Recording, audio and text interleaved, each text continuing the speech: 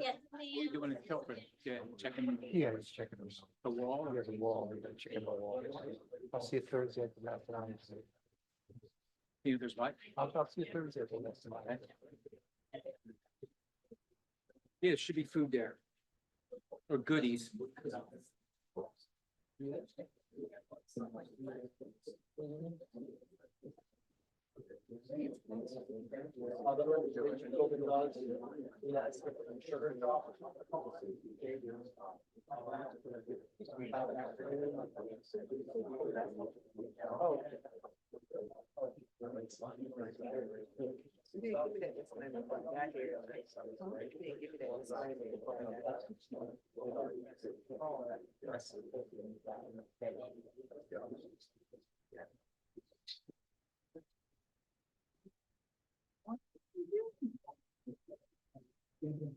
In the event.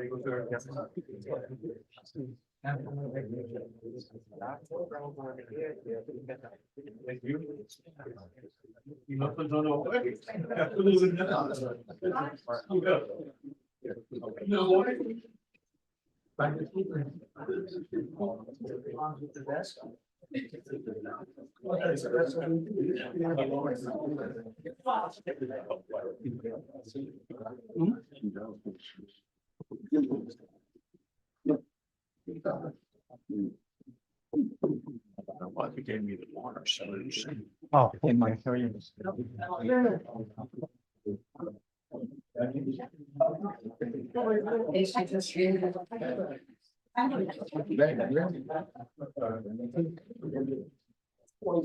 Hey, Joe, you need a pen? Hey, Joe, you need a pen? Yeah, I got a million pens. I'm the pen geek here. Should work okay. You have to give it back. Uh-oh. Yeah, I'll keep it. Uh-oh, you got me. You got me. Thanks. Hello, Chief. Thank you so much. Yeah. for calling in. Nice one.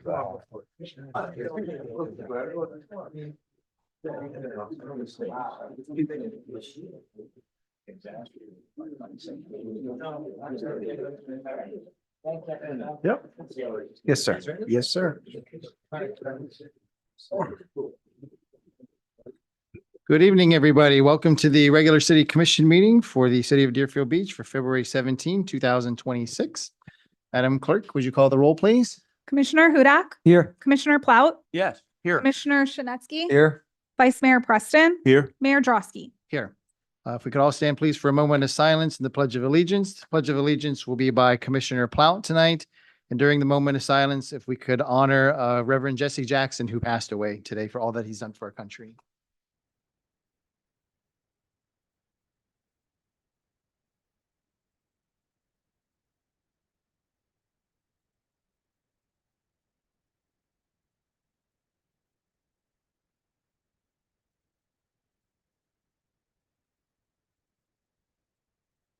I pledge allegiance to the flag of the United States of America and to the republic for which it stands, one nation, under God, indivisible, with liberty and justice for all.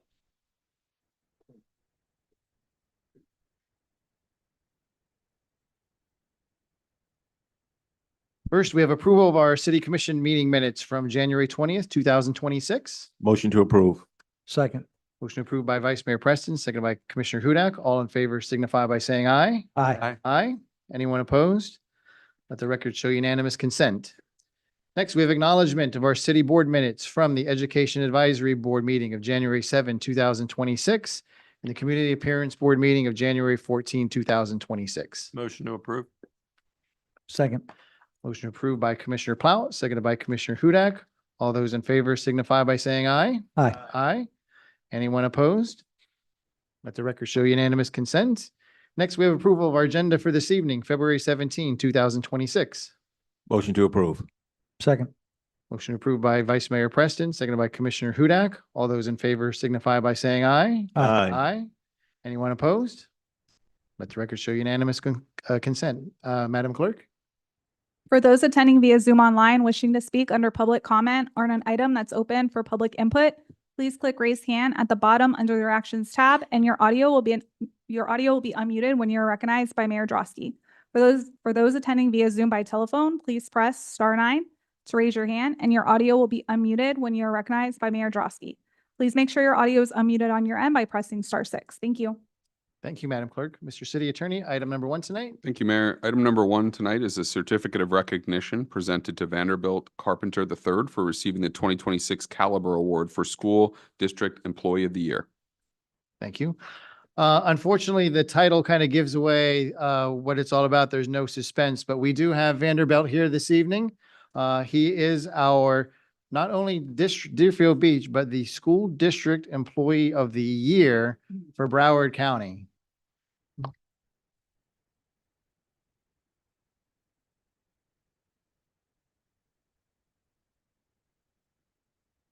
Vanderbilt is a security specialist at Deerfield Beach High School and has been with the school district for 7 years.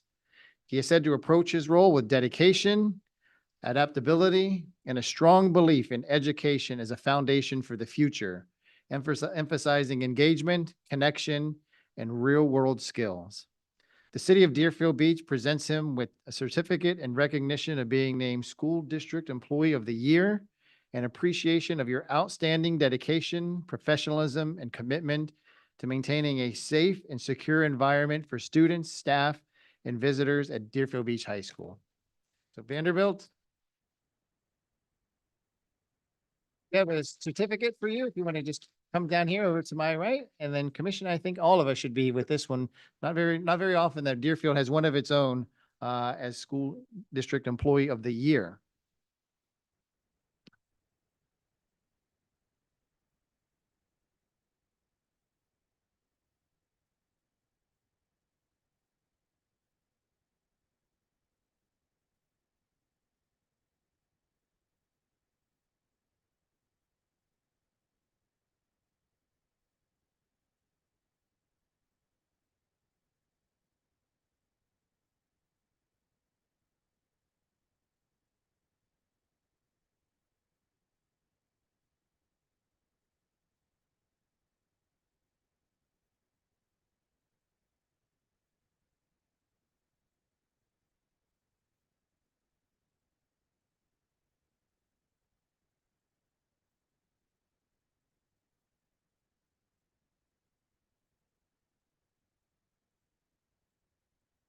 Item number 2. Vanderbilt is very humble, and so he's not going to take the microphone this evening, but wanted to thank the city for the award. And we really appreciate you being here tonight to receive the honor on our behalf. Thank you very much.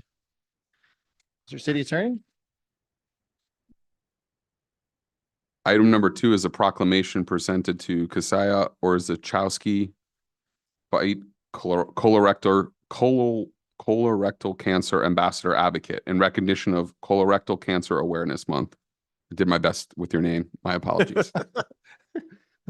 I was told just to say Cassia, so I think we'll just go with that. But colorectal cancer is the second leading cause of cancer deaths in the United States among men and women combined.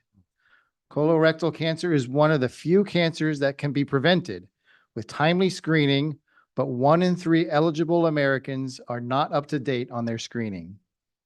In 2025, there were approximately 154,000 new cases and 52,900 deaths from colorectal cancer in the U.S. American Indian, Alaska Natives, and Black Americans are more likely to be diagnosed with colorectal cancer and more likely to die from the disease than other groups. Colorectal cancer is expected to account for 12% of cancer deaths among Hispanic men and 9% of cancer deaths for Hispanic women. So now, therefore, I, Todd Drosky, Mayor of the City of Deerfield Beach, Florida, in recognition thereof, do hereby proclaim March 2026 as Colorectal Cancer Awareness Month. Cassia? If you'd like to speak first, you can at the microphone, and then we'll go over to the right and take a pic. My right, your left, take a picture. Okay, my name is Kasia Orzechowska, and I want to sincerely thank you for this proclamation and for officially recognizing March as Colorectal Cancer Awareness Month. I am deeply grateful for your compassion and your willingness to stand with patients, survivors, caregivers, and families like mine. Your leadership sends a powerful message of hope, awareness, and action throughout the community. At 40 years old, I was diagnosed with stage 4 colon cancer, meaning the cancer had already metastasized to other parts of my body. At the time, my children were 8 and 2 years old. And on that November day, just a few days before Thanksgiving, my world was turned upside down. Because of my age, I was initially misdiagnosed with gallbladder stones. Later, I learned I did not have stones at all. I had colon cancer that had spread to my liver. Only about 16% of individuals with similar diagnosis survive 5 years. But by the grace of God and through the extraordinary skill of the surgeons and oncologists at Cleveland Clinic, Florida, I was given the fighting chance. After multiple rounds of intense chemotherapy, where I lost all my hair, it's all back now. The tumors on my liver shrunk enough for surgeons to remove the affected portions of my liver and affected colon. I then continued chemotherapy to eliminate any remaining cancer cells. Unfortunately, a year later, the cancer has returned, but it returned on the other side of my liver. And once again, I endured more chemotherapy followed by another liver resection. Today, by God's grace and the dedication of my medical team, I have been cancer-free for almost 6 years.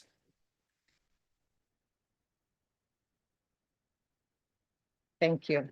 And this is the reason for my advocacy, to bring awareness to our communities and to help save lives. Colorectal cancer is one of the most preventable and treatable cancers when caught early, yet it remains the second leading cancer-related deaths in the country and worldwide. Just last month in January, the American Cancer Society released new data showing that colorectal cancer is now the leading cause of cancer deaths among individuals under 50.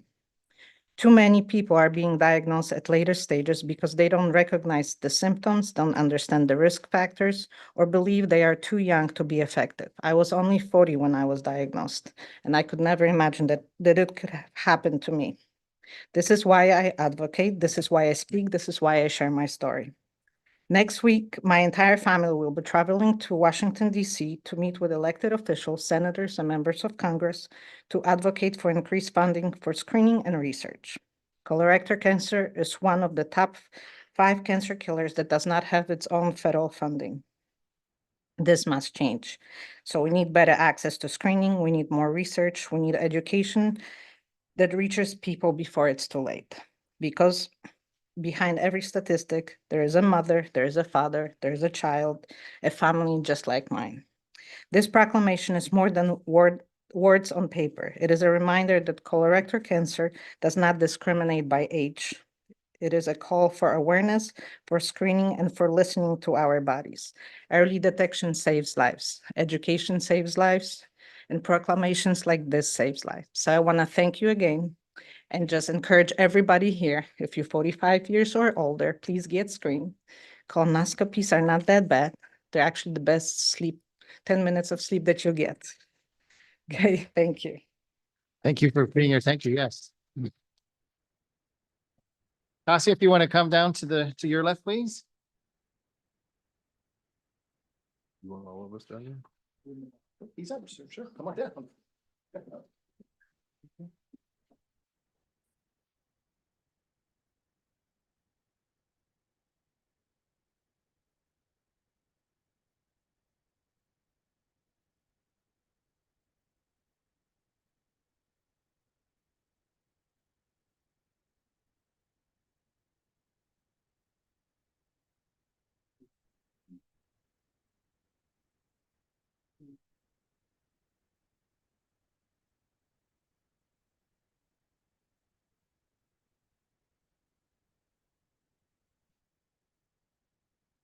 Mr. City Attorney, we're up to public comment. We are now at the public comment portion of tonight's meeting. Persons addressing the commission shall state his or her name and address and may speak for 3 minutes.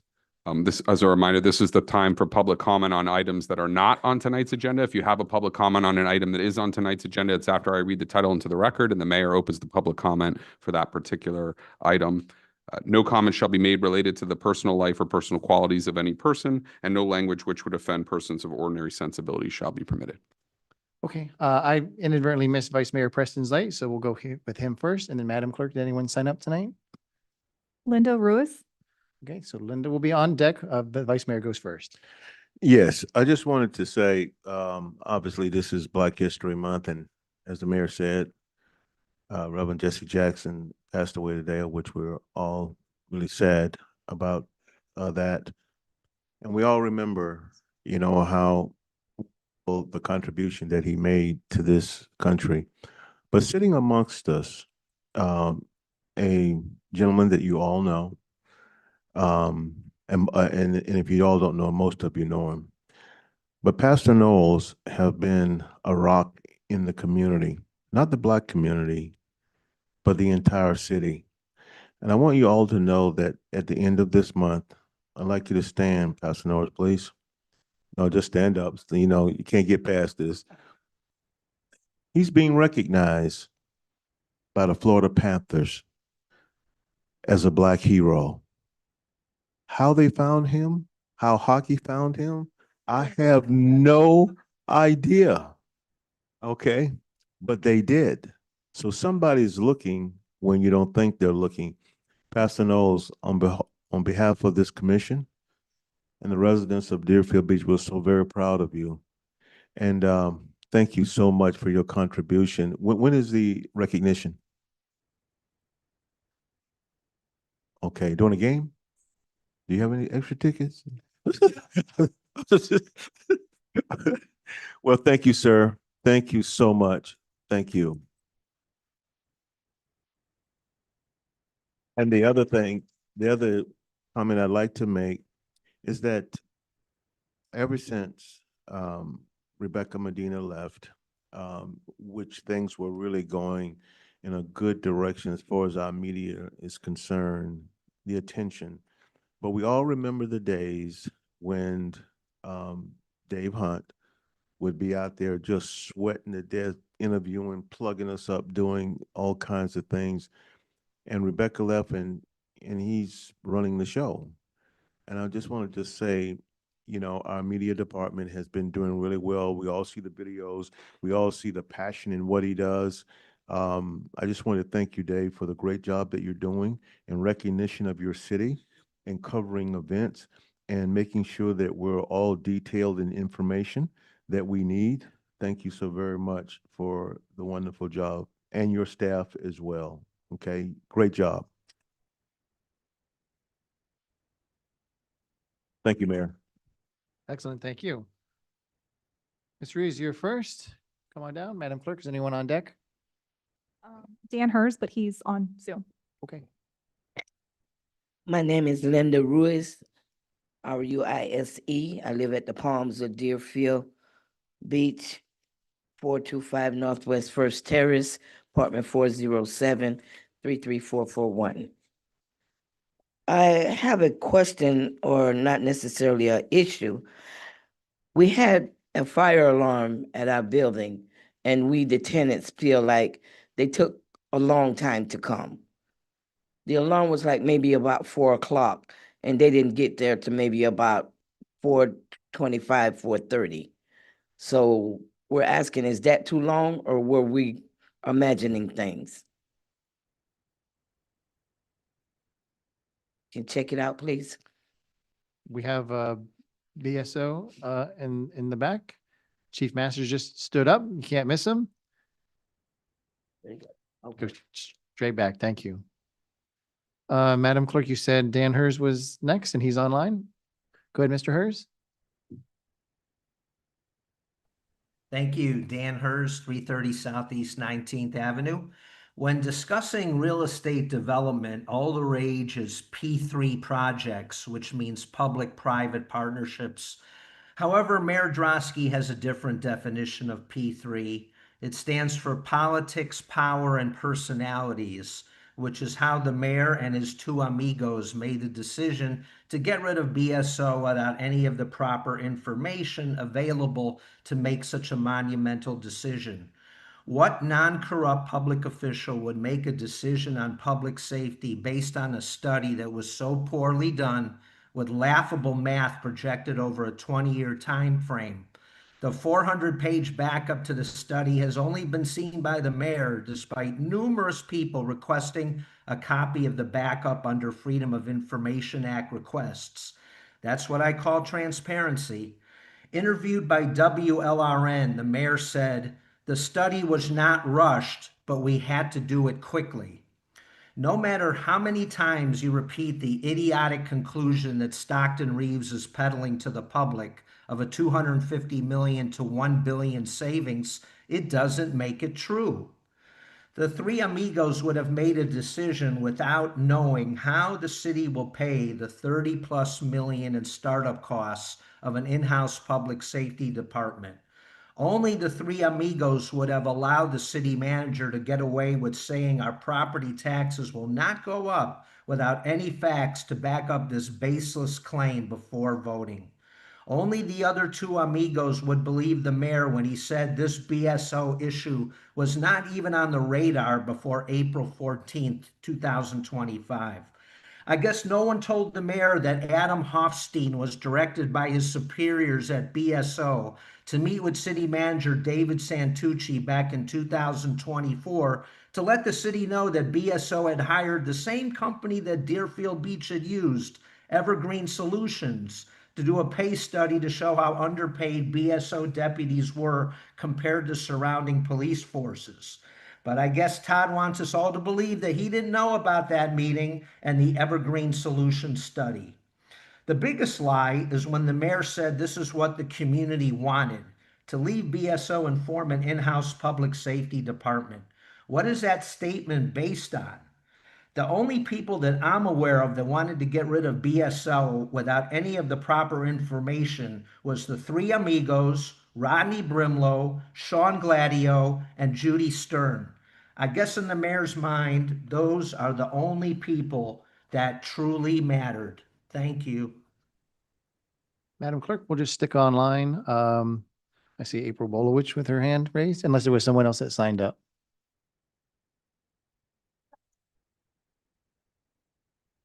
Okay, Valerie, come on down. April, you're on deck. Just name and address for the record, please. Valerie Runkles, 278 Southwest 8th Court.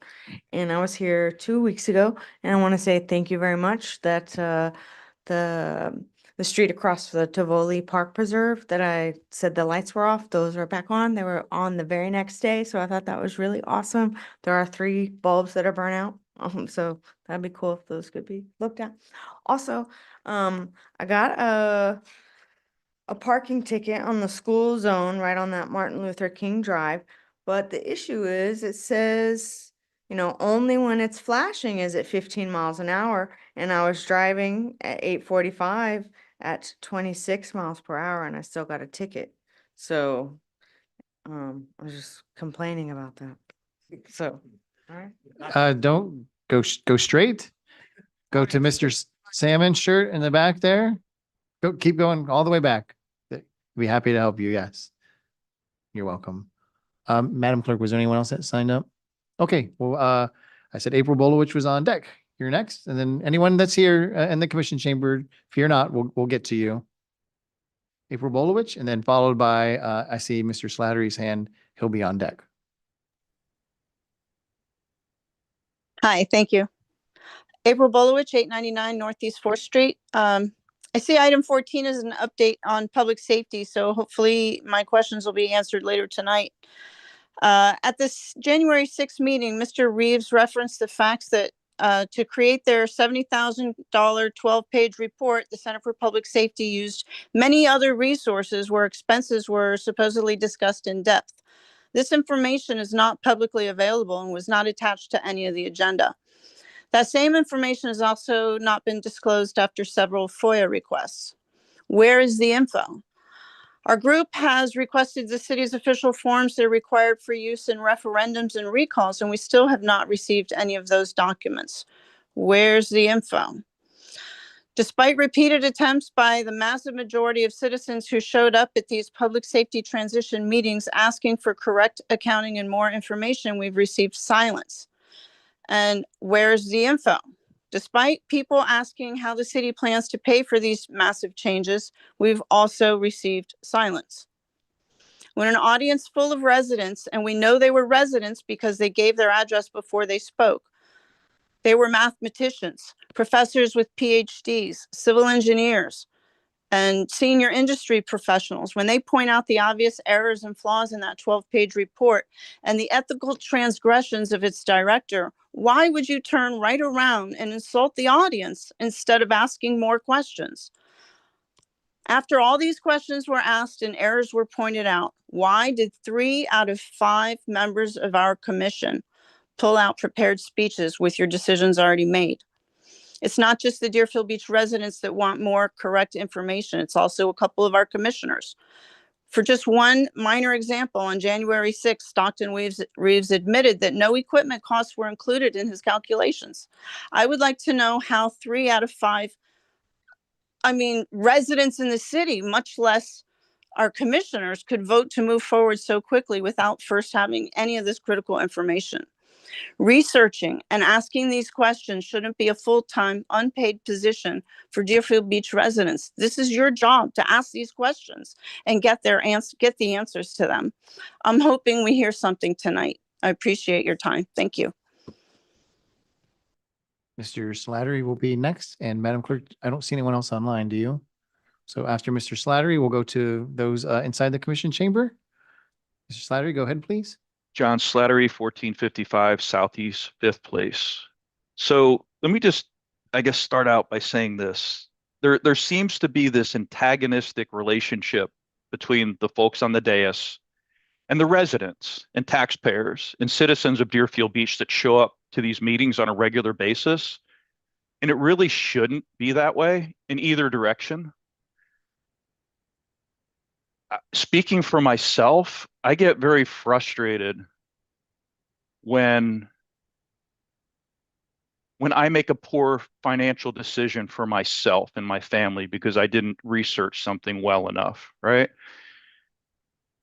And I think if I can get frustrated at myself for doing that, I have the right to maybe be frustrated when people that are looking out for the well-being of our community, in addition to my family's well-being, and making decisions that don't seem well thought out.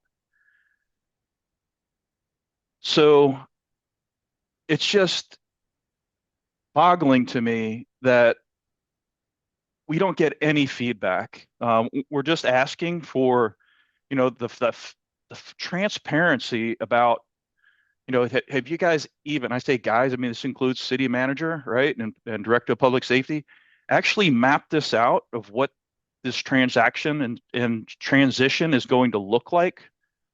We, the taxpayers, our most valuable asset for most of us is our homes, right? That we're trusting you guys to have stewardship over. So the fact that we have no idea of how this is financially going to work out, and the commissioners that I've spoken to have seen no math behind how this is going to work out is fascinating to me. The fact that this wasn't even on top of anyone's mind until April 14th of 2025, but the budgets, including how public safety is going to be paid for in 25 and 26, were already done by then. Like, how is this being transacted? Or is it going to be loans? Is this all going to be financed? Are we occurring debt for all of this? Are you figuring out the build outs for the fire departments? It's already been estimated by the mayor of somewhere between $100 and $200 million. How is that going to be accounted for? It's just incredulous that, when somebody asks about a parking ticket, it's like, oh, go to the back. There's somebody that can help you right away. But we've been asking week after week for just some evidence that you guys have done your due diligence on this, and we're met with complete silence. It's stunning. And that is where my frustration comes from. Thank you for hearing me out. Okay, we'll go to those inside the commission chamber. Anyone would like to speak on any item not on the agenda tonight? Come forward, state your name, and address for the record, please. Okay. My name is Tashia Kitt. This is Vincent Kitt. We live at 255 Southwest Third Street in Deerfield Beach, Florida, 33441. Good evening, Mayor, Commissioners, and members of the community. Thank you for the opportunity to speak today about Pier Masters fishing classes and how our program supports the continued success of the Deerfield Beach International Fishing Pier. Pier Masters is an educational fishing program based right here in Deerfield Beach. Our mission is to teach visitors and residents how to fish safely, responsibly, and successfully.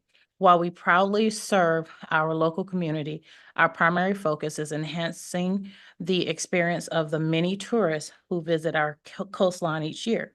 The Deerfield Beach International Fishing Pier is one of the city's most iconic attractions.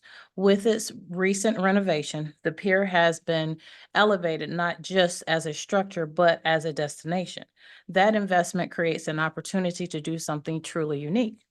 Many visitors come to the pier excited to fish, but without the knowledge and confidence to do so. Pier masters fill the gap by offering hands-on instruction in basic fishing techniques, fish identification, local regulations, safety practices, and environmental stewardship. When a visitor catches their first fish here, it creates a lasting memory and a reason to return.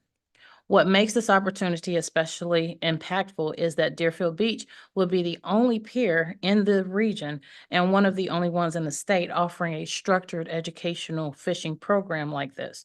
This distinction sets Deerfield apart from neighboring coastal cities and positions the pier as not just a place to visit, but a place to learn and experience something new. In addition to enhancing the visitor experience, Pier Masters create opportunities for additional peer-related revenue, educational programs, encourages longer visits, repeat attendance, and increased engagement with the pier. More engagement supports access fees, rentals, concessions, and surrounding businesses, all while adding value without increasing strain or city resources. This program benefits the city by enhancing visitor satisfaction, encouraging responsible and organized peer use, supporting sustainability and conservation education, driving repeat tourism, and strengthening the pier as a revenue-generating destination. By teaching proper fish handling and local regulations, we also help reduce accidental violations and protect our marine environment, preserving the very resource that makes this pier special. Our goal is not simply to teach fishing, it is to complement the city's investment in the pier. That's time. Mrs. Kidd, but Mr. Kidd did not. You came up together, but I know he wanted to speak separately. So did he want to finish? I know you wanted to speak separately, Mr. Kidd, so. Yes. One thing I want to add when it comes to Deerfield Fishing Pier, I grew up here in Deerfield. I remember fishing the old concrete pier. Vice Mayor Preston is one of my first students. I've been teaching for a very long time, and it's something I enjoy doing. I'm very, very passionate when it comes to giving back to the community. The reason I started Pier Masters fishing classes, everyone I grew up with, they all had boats. No one ever invited me. So I made it my quest. When I become of age, I'm going to give back. I learned from all the older guys. My name is Vincent. I'm called Vinny because I grew up fishing around my grandfather's old friends, all Italian. I learned to fish from those guys. So it's my purpose to give back to the community. When it comes to Pier Masters fishing classes, one thing we model is putting a smile on everyone's face. Great. Thank you very much. Thank you. Now we know who to blame. Anyone else inside the commission chamber here that would like to speak? Roger Freitag, 418 Southeast 2nd Street, Deerfield Beach, Florida. Good evening, Commissioners, City Manager. I'd like to thank the city, first of all, for another great weekend of festivities down at the beach. I think everybody had a great time. My next item is a question. As a concerned citizen and resident and taxpayer of City of Deerfield Beach, I'm sort of curious as why there was no evening meeting for the recent ULI study. I find that very unfortunate because there's a lot of us who don't have time during the day because we have to work to support our families, pay our mortgages, and pay our taxes. So I'm questioning where the inclusiveness was by not having an evening meeting for those of us who have to work. Observations from the findings was a great sales pitch if you're a developer, realtor, real estate broker, or perhaps somebody who wants to invest in Deerfield Beach. I'm of the opinion that we should strengthen the charter to protect the island, because eventually if things do change, someone is going to definitely be in the shade. It's no secret that in the city of Deerfield Beach, our commissioners and our city are very good at giving out variances, not like candy, but when they're due. Lastly, I'd just like to wish Catherine Freitag a happy 20th wedding anniversary. Thank you. Thank you.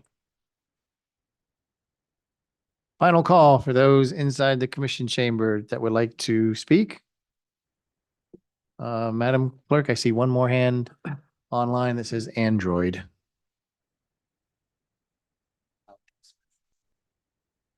Okay, Android, please unmute. Yes, State your name and Carrie. address for the record, please. Carrie Hellenbrecht, 884 Northwest 47th Street in Deerfield. I'd like to have follow-up, please, on the master plan that was established last year from Broward County. Once the Mount Trashmore was got approval for the 100-story, 100-foot increase. Part of the master plan was supposed to be taking place, and I'm wondering if any steps have started moving forward for the recycling program. Thank you. Thank you. I'll talk to you offline about that. Madam Clerk, anyone else that we're missing?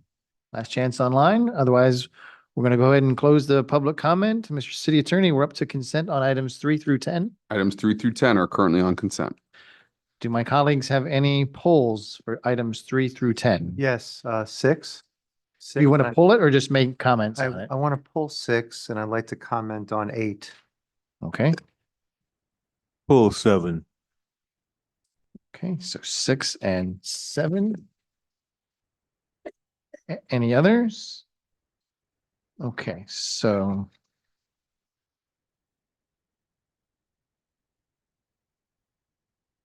just trying to keep track here. So we're going to separate these into 2 groups.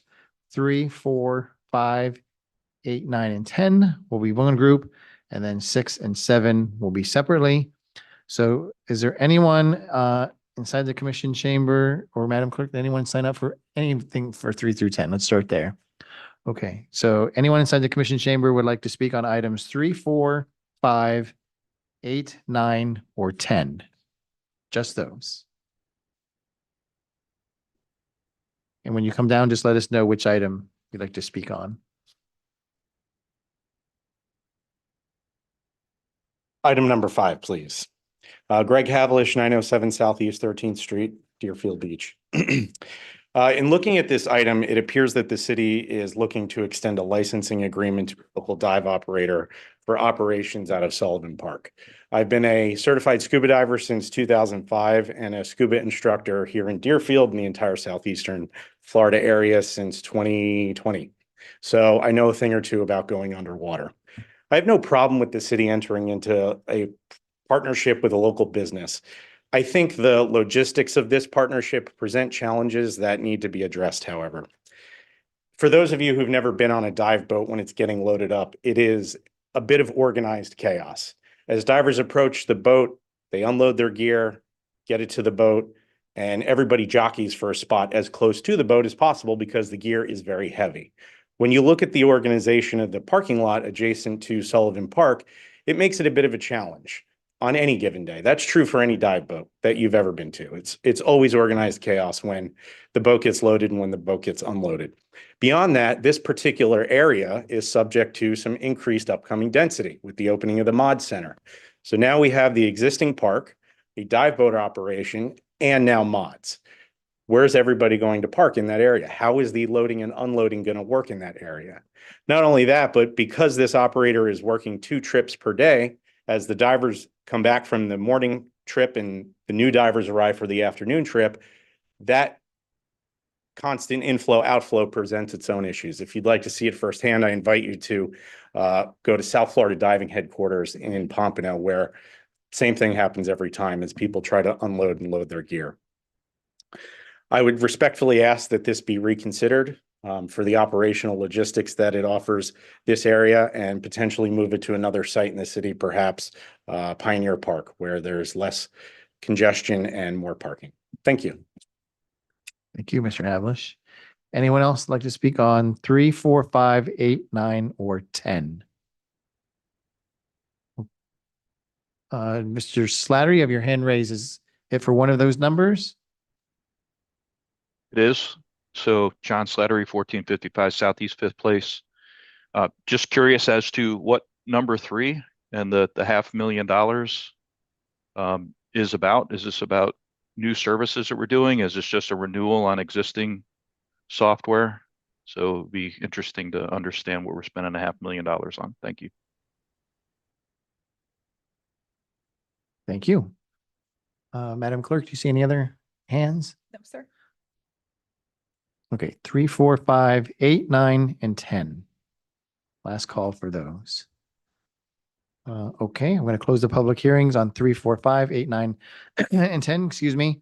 Before we continue, Mr. City Attorney, we do have an out under the Dixie Divers contract. You and I had discussed. So if things go haywire or not as smooth as we anticipate, there is an out by the city. Correct? Termination for convenience upon 30 days written notice. Yes, sir. Okay, thank you. Any other comments? Otherwise, commission, is there a motion? Motion for which items? 3, 4, 5, 8, 9, and 10 as a group. Yeah, I want. I have 6 and 7 as the polls. No, I want to pull 6, and I want to comment Okay, on 8. okay. I didn't see his light. I'm sorry. Sorry. Commissioner Snetsky, item 8 rather. Okay, all right. I just want to comment on item number 8, resolution approving execution of a shuttle stop public transit license agreement with Chemco Realty for the city's use of designated areas within the shops at Deerfield Beach for the Community Shuttle Express route. That's in my area. That's on Hillsborough and Power Line. A lot of my constituents in Century Village use that shopping center. So I had met with the city manager, and I said, that's a fantastic idea. You know, they use that shuttle, but I came up with an idea and also discussed it with the city manager to have a stop put at the community cares. There's a food bank there. That's at the Lutheran Church. They have a huge food bank. So if they could have a stop from the shopping center by Publix, which is where a lot of my constituents in Century Village go to, if they could have a stop that will take them to Community Cares Food Bank. Because a lot of my constituents in Century Village, they're really struggling food-wise. You know, the prices have been going up. So I thought it'd be a great idea to maybe have a stop there. A lot of my constituents, and I've been going around the area in Century Village, they don't have transportation, they don't have cars, so they depend on the shuttle. So I had discussed it with the city manager, and he was very accommodating. And he said that once a year they have a portal, Broward County, the shuttle service, and we can make a request on different stops. So he said that he will be putting that for the portal to have a stop at Community Cares so that constituents from Century Village at the shopping center can go to the food bank, get food, it's free food, and then go back home to Publix and then take a bus back to Century Village. So I'm very happy about that. I want to say thank you very much, and I look forward to that. Okay, thank you. Commissioner Plout, you turned on light. Do you have a comment on 3, 4, 5, 8, 9, or 10? Just to follow up on 8, thank you, Mayor. I think that's a great idea. We do have to engage Joel Smith with Community Cares. Yeah. And both of us have visited there a lot of times on a Saturday. when they do hand out the food. I was told that they have to pre-register though, so it wouldn't be a situation where the shuttle would just go over there and they could go in and get what they want. They have to pre-register. And also, I do believe that on Wednesdays, they deliver. So that's their big day for delivery. So that's another option that can be done too. And that's my only understanding of it right now and comment. Other than that, I don't have one. Okay, Commissioner Shinetsky? Yeah, I just. Remember, wanna- this is not about No, community cares, no, no, folks, so. No, I just want to add that with the report of the Century Village Reporter, they did have an application how people could pre-register, and it's actually on their website. So constituents in Century Village that are having problems with increasing costs of groceries, they're being made aware of how to pre-register. So this would fit in Good. to them. So thank you. Okay, thank you. Good deal. Somebody like to make a motion on 3, Motion 4, to 5, 8, 9, and 10? Approve items 3, 4, 8, 9, and 10. Second, Yeah, I think you missed 5. 3, 4, 5, 8, 9, 10? 3, 4, 5, 8, 9, 10. Okay. Is there a second? second, Motion to approve 3, 4, 5, 8, 9, and 10 by Commissioner Hudak, seconded by Commissioner Plout. Madam Clerk, would you call the roll, please? Commissioner Hudak, Yes. Commissioner Plout, yes. Commissioner Shinetsky, Yes. Vice Mayor Preston, Yes. Mayor Drosky. Yes. Next, I have Mr. City Attorney number 6. Item number 6 is a resolution of the City Commission of the City of Deerfield Beach, Florida, approving and authorizing execution of a professional services agreement with Sievers and Associates LLC in an amount not to exceed $75,000 to provide public safety transition consulting services on an as-needed basis to assist with the transition of fire rescue services and providing for an effective date. Thank you. I have my notes say Commissioner Shinetsky, you wanted to pull this one? Yes, sir. Go ahead. First of all, I want to say thank you. I had a meeting before the city commission meeting with the city CFO that was set up by the city manager. So I want to say thank you very much. And I was able to ask some basic questions about funding concerning fire rescue. So I want to say thank you very much. I also want to put that Chief Red Sievers has great credentials, 40 years in the fire service. He was actually fire chief of Deerfield Beach for a while. And he did a fantastic job in Osmond Beach. He really updated that fire department. So I just want to say he has great credentials and he does great work. The only misgiving that I want to say at this time, and it may be changed later when I hear more information about fire rescue component of this, is this was not included to hire a consultant in the feasibility study that we commissioned in October. So a consultant, a fire rescue consultant, was never put in that feasibility study. So, the question on that. The other question that I have is, again, he has great credentials, Red Sievers, great guy, really knows his stuff, but he seems to be the only bidder. Just questioning whether any other bids were made for any other consultants that have expertise in fire rescue and, first responder. And my third point is, I did speak to Mayor Sandra Welch, and in Coconut Creek, they have their own fire rescue, but they said before they did anything, this is what she said, and I spoke to her, she said they did have a plan in place already. They did have a plan, especially with fire rescue and first responder, because you're really dealing with people's lives. It's very, very technical, a lot of training involved. She did say a plan was already in place. I mean, with this, it's sort of like the cart before the horse. And finally, next week on February 24th, the transactional study of Pompano Beach will be made available. That's an 8-month, very detailed, hopefully, study. I think we'll be able to get a lot more information. So I just wanted to say there are some misgivings at this point. Hopefully, when I hear the Director of Public Safety, he'll be speaking, hopefully the city manager, will answer a lot of my questions. And I just want to say that. Okay, thank you.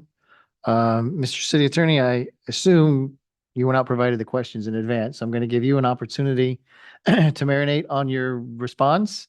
And we'll go to the public comment and then we'll come back to you to respond and then we'll do the commission. Anyone online or in the audience that would like to speak on item number 6? Just item 6. Seeing no rush to the podium or online by anyone, we're going to close the public hearing on item number 6. I tried to buy you time, Mr. City Attorney, but Manager. City Manager, I'm sorry. I said attorney. I'm looking at you, but I mean, him. I Sorry. knew you were looking at. Just to be clear, the study that's going on in Pompano is regarding police services, not fire services. So it really wouldn't pertain at all to what Chief Severs was being looked at for. And also Pompano Beach is a very different setup than we do. They already have fire services that are provided by their city. In case I missed something, Commissioner, let me know. The rationale for Chief Severs being chosen is in the backup memo that's provided in the backup that you should have before you. But the point of having a consultant on board now is to help flesh out a lot of the details of the plan that you're asking for. And so that is his area of expertise. He's been involved in transitions before in several departments. He also is expert in emergency management in addition to fire rescue.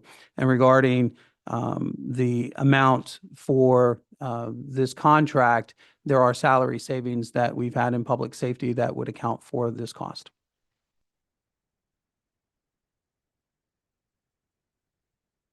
I don't know if I missed something. Good? No, yes, thank you.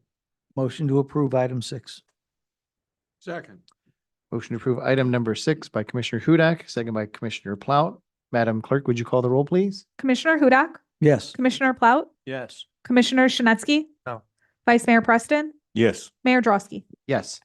Mr. City Attorney, item number 7. Item number 7 is a resolution of the City Commission of the City of Deerfield Beach, Florida, approving an agreement with Accenture LLP for American Rescue Plan Act grant management services in an amount not to exceed $50,000, utilizing the terms of State of Florida Department of Management Services RFP number 25-80101-500-25-RFP V2 and state term contract number 25-8010500-25STC, providing for execution and an effective date. Thank you. And I believe this was pulled by Vice Mayor Preston. Yes. Thank you, Mayor. I had a couple of questions about this. I remember when we had the ARP grant management services, this has been years and years and years, and there was a designated amount of money that had to be spent in a certain amount of time. And I was asked today, did I know of everything that the money was spent on? I don't know, but I know this is that all of the money that was spent, and you can correct me, Mr. City Manager, was approved by the commission.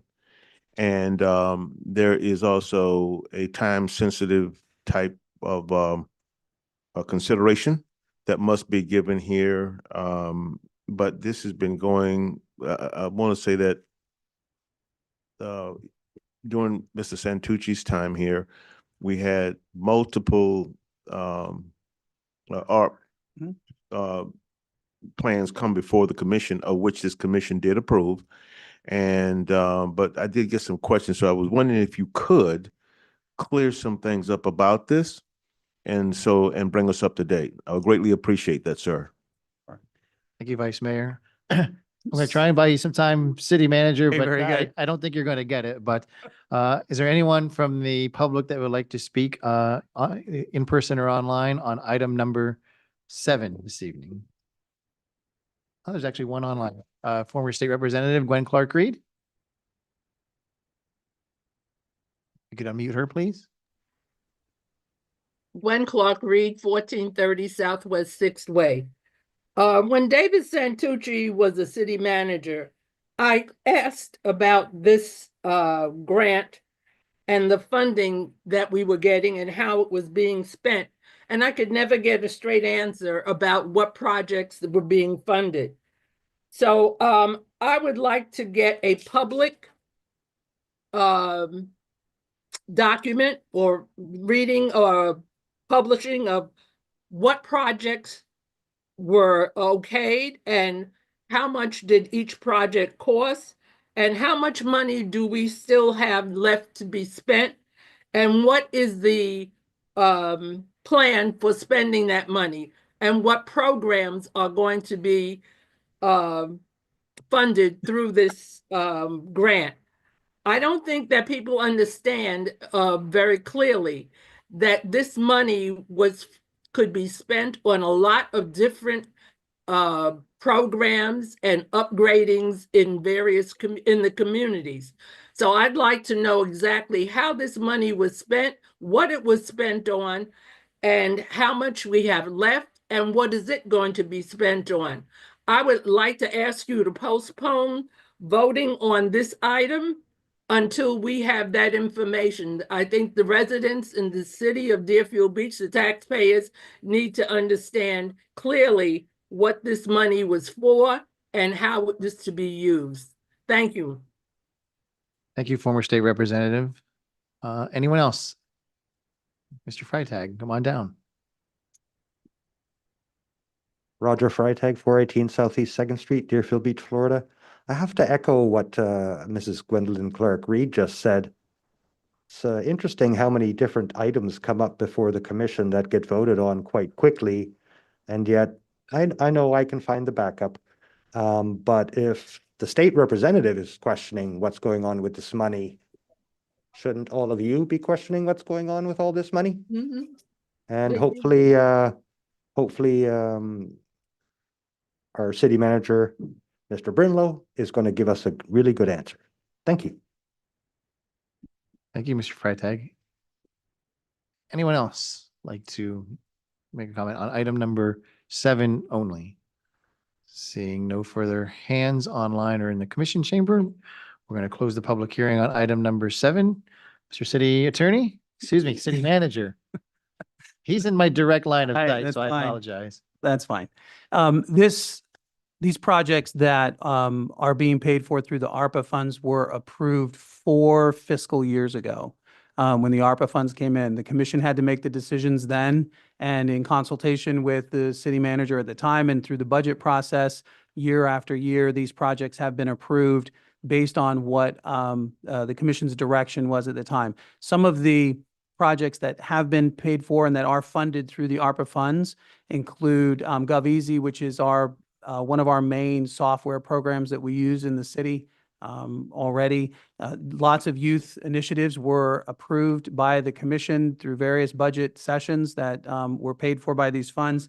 The community participation grant is another major expenditure that was used, that these ARPA funds were used for. Our well rehabilitation project for our that whole entire project also paid for through ARPA funds, as well as you just recently approved the expenditure back in the budget of the message boards that are now coming out on 10th. Those are also paid for by ARPA funds. Those were decisions that were made through an entire message board project from 4 fiscal years ago. So those message boards that are going out as well to the communities are also paid for through ARPA funding. The company that we're talking about here is a project management company. They have been a part of the ARPA funding since we started using those funds. So it is the same project management company that we've used all along. We have to use the funds. The deadline for ARPA is December 31st of 26.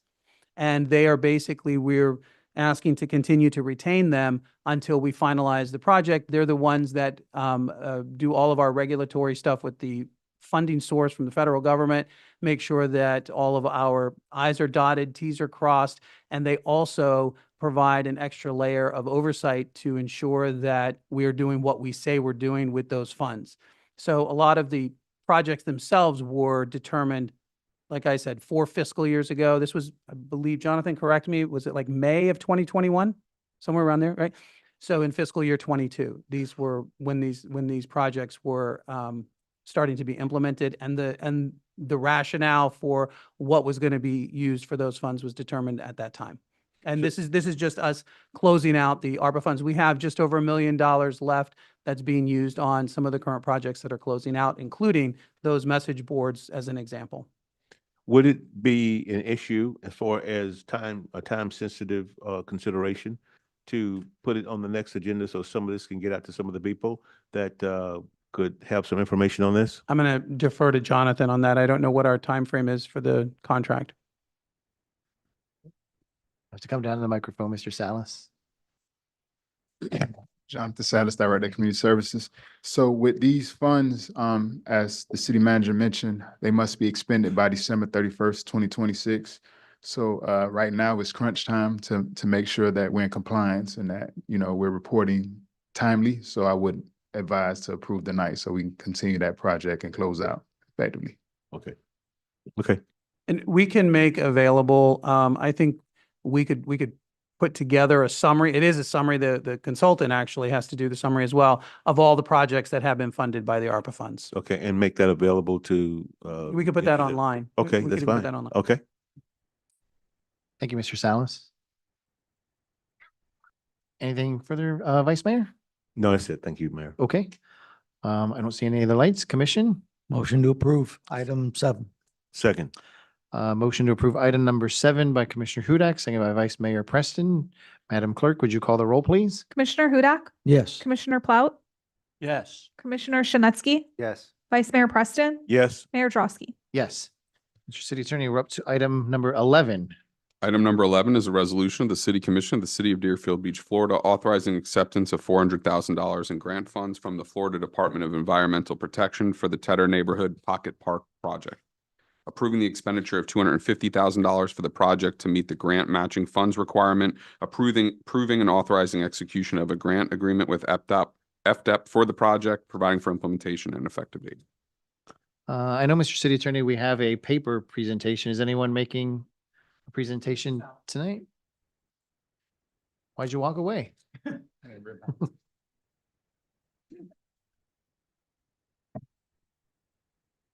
Good evening, Jonathan Salas, Director of Community Services. And tonight I have a presentation, very brief, of the Tedar Pocket Park, just to kind of give some context as to where we started, where we are, and where we're going.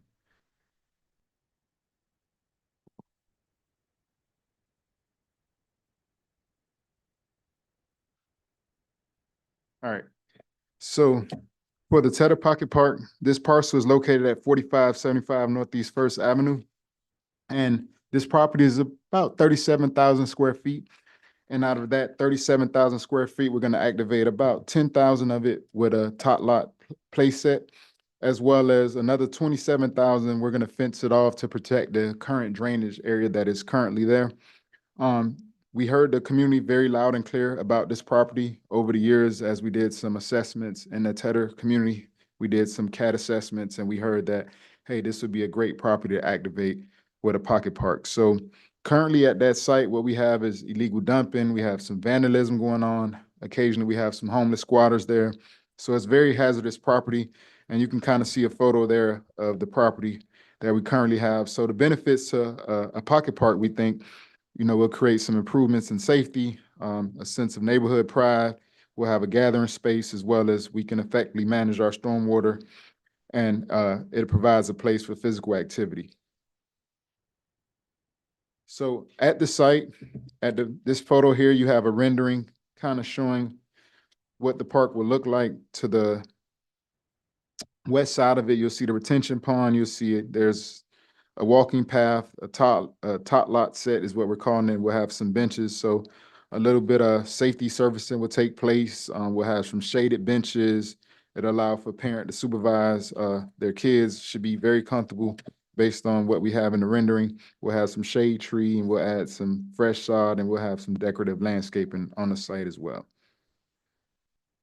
So here, how do we get here? Funding.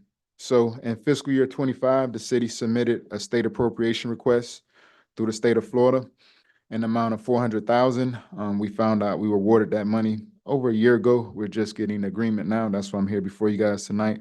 So as you can see, the city has a match of $250,000, which would bring this project to a total of $650,000. Who are our partners here? We have the Department of Environmental Protection. We have Senator Tina Polsky, and we have State Representative Chip Lamarca, who both sponsor this bill. So the impact of it, again, it cleans up a city unsafe parcel that we currently have, creates a safe, beautiful place for families. So tonight, what I'm asking for you guys to do is is to approve, to allow the city manager to execute this agreement with the Department of Environmental Protection so that we can begin this process of building the Tedar Pocket Park. Are there any questions?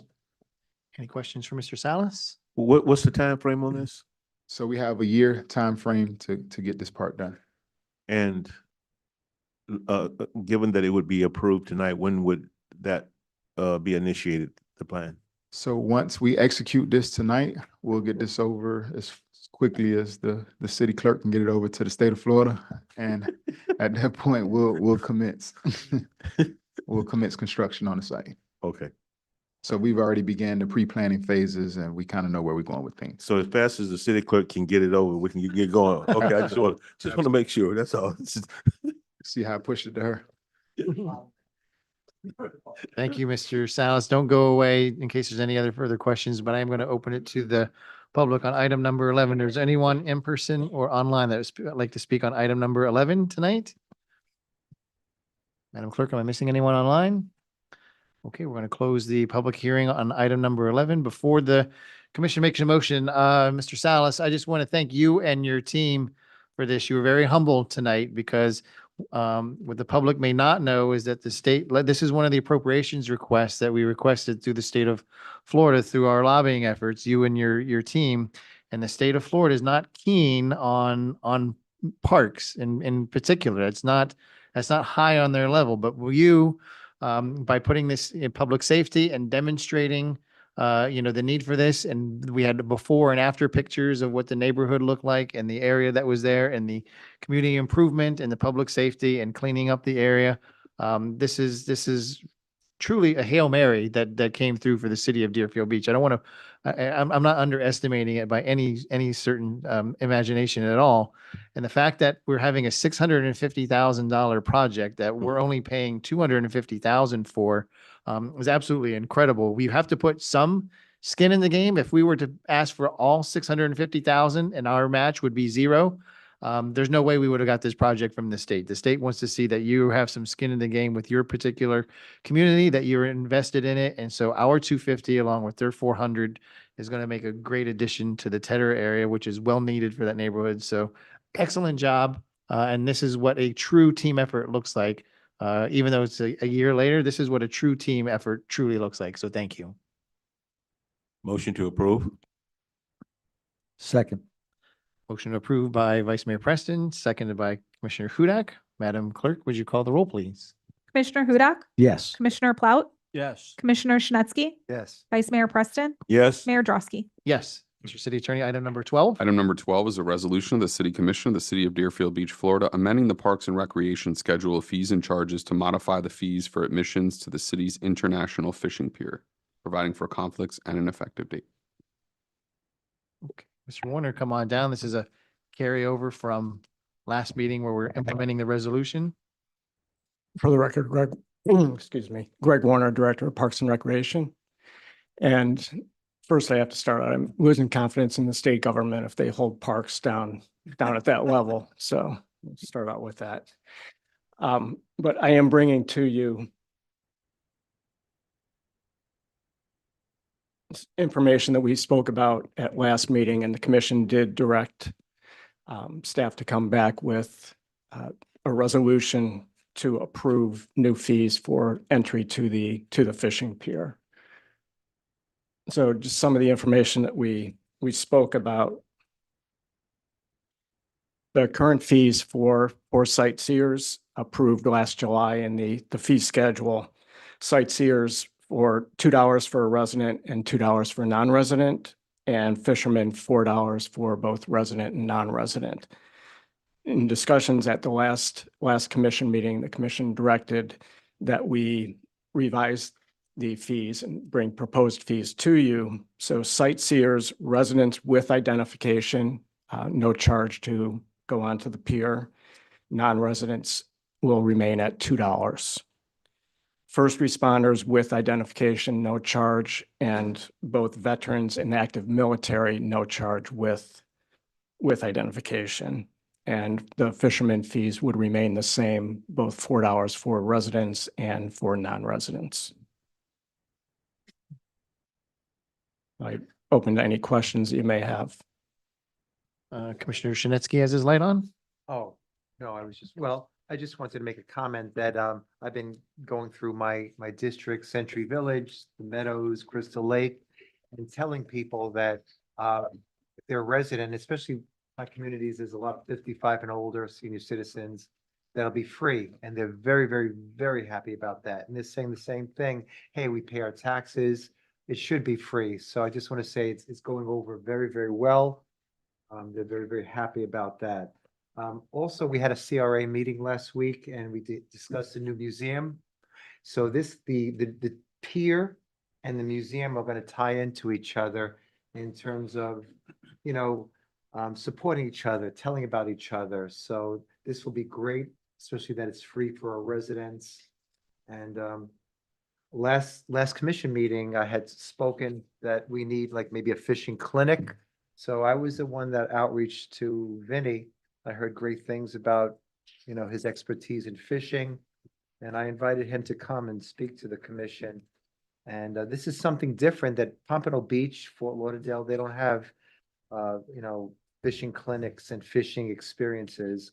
So I think this is fantastic, especially free for our residents. I think that's great. Thank you, Commissioner. I don't see any other lights. We beat this up pretty good at the last meeting, but we will open it to the public. Anyone from the public here or online would like to speak on item number 12 this evening? Pastor Knowles? Good evening, Mayor, Commissioners. My only concern, I see that there's no charge. Just name for- and I'm address sorry, for the Dr. record, please. Nathaniel Sorry. Knowles. We all know who you are, but I apologize. I know protocol, I just don't know who to call.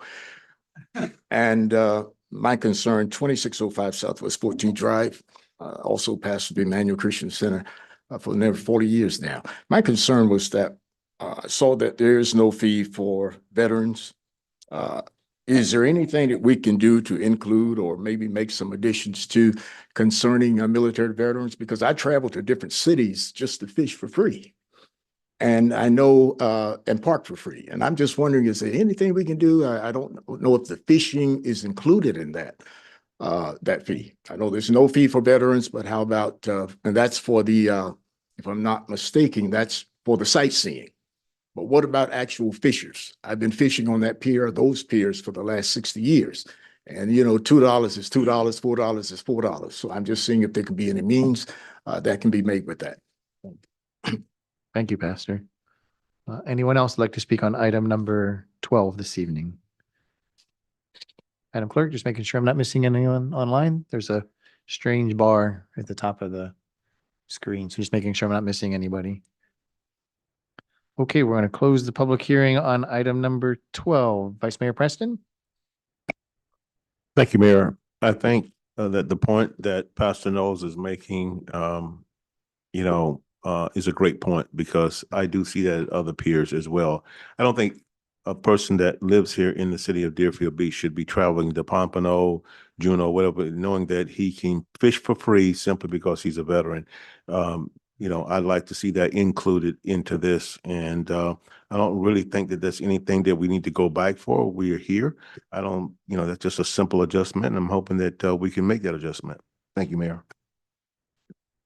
There's no other lights, so you can make the motion. I'd like to make a motion that we adopt the proposal that's put in front of us with the exception that we will now include veterans, military personnel, veterans to fish for free as well as sightseeing. I second the motion. That's with ID, Mr. Vice Mayor, correct?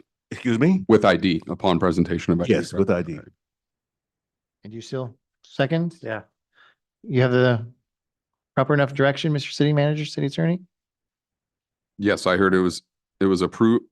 I Do just you want to wanted- move to approve it Yes. with the modification that for veterans and military personnel, there will be no charge for sightseeing and fishing? Correct. Understood. Yeah, Okay, that's we good. have a motion by Vice Mayor Preston and a second by Commissioner Shinsky. Madam Clerk, call the roll, please. Commissioner Hudak, Yes. Commissioner Plaut, Yes. Commissioner Shinsky, Yes. Vice Mayor Preston, Yes. Mayor Drosky. Yes. Mr. City Attorney, number 13. Item number 13 is a resolution, of the City Commission, of the City of Deerfield Beach, Florida, approving a facility use agreement with DPR Youth Enrichment Association for Academics and Athletics, Inc. to provide youth football, cheerleading, and academic support programs, approving and authorizing the use of $35,000 in funds from the Parks and Recreation budget and the use of Target Area Trust Fund in an amount not to exceed $65,000 to assist funding the programs in a total amount not to exceed $100,000, authorizing execution of the agreement, providing for implementation and an effective date. Good Welcome evening back. again, Mayor, Vice Mayor, members of the commission, Greg Warner, Director of Parks and Recreation. And Anthony just read off the title of this, but in essence, we are asking you to approve a facility use agreement as well as funding for the Packer Rattlers program. And I do have a presentation for you to talk a little bit about the background of this program. And move on to the next. So a little bit about the history of this. And as you know, we came to you last year, and in 2024, the program was not able to be held. We did not have, the organization was not in place. So we had a year where there was no tackle football and cheer program for the kids in Deerfield Beach. So at that point, the city partnered with the Packer Rattlers to restart the tackle football and cheer program for the 25 season. Funding was based on an amount not to exceed $127,000. And at that point, the Parks and Recreation Department always budget, or in their budget, has $35,000 to grant to the Packer Rattlers program. The remaining funding, which was the $97,000, was from the trust fund. So that was the startup cost to restart that program. The executive board was established to operate the program as well at that point, and we were off and running upon that approval. So what I want to do is talk a little bit about the successes of the program in 2025, and you have some of your board members here tonight, and I want to recognize them as well. You have Tremaine Hall, James Nichols, Bernard Adams, Pastor Knowles, and Marilyn Strobridge were the original executive board for the 2025 season. And I want to thank them and recognize them for doing a great job as we jump into all the successes that that occurred in the 2025 season. I want to go through this because it's really impressive as to what they were able to do in that first year. 308 youth were registered. That was beyond anything that I had dreamed of with a startup program like that. 189 football players and 119 cheerleaders. So exceptional participation. They played 10 games plus playoffs.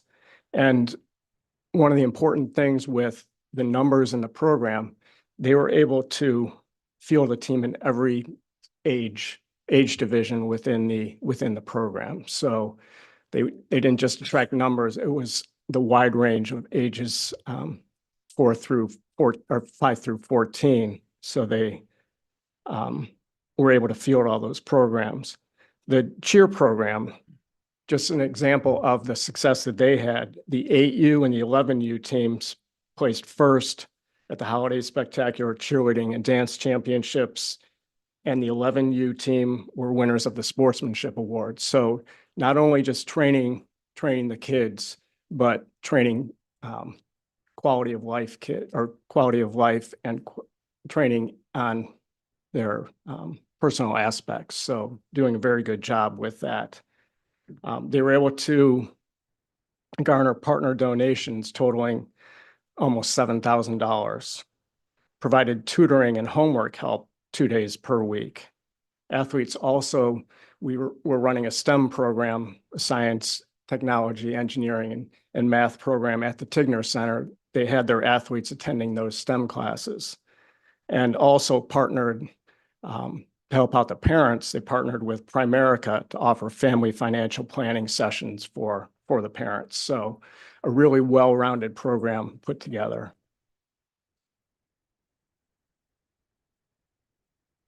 So to talk about the expense details, and in 2025, and I split it into two areas. So the $35,000 grant that Parks and Recreation budgets for,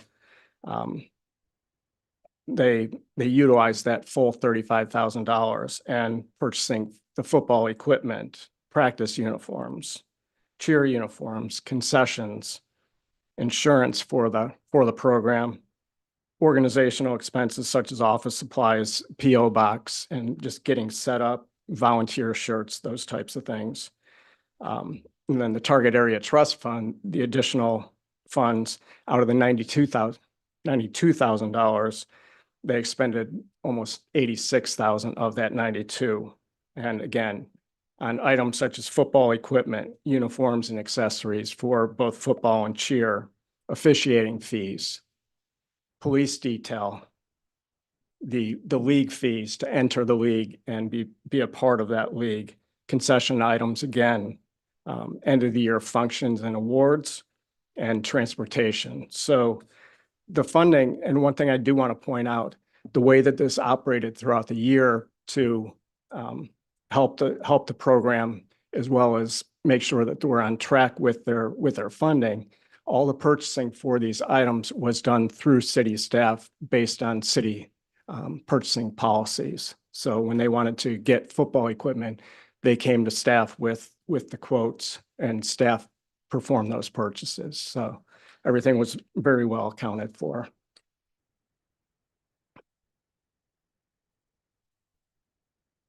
So the proposal for 2026, and that's what you're looking at for tonight. Their proposed budget with expenses of 119,500, and their projected revenues almost $34,000. And I do want to say the projected revenues are a conservative number, because you don't know.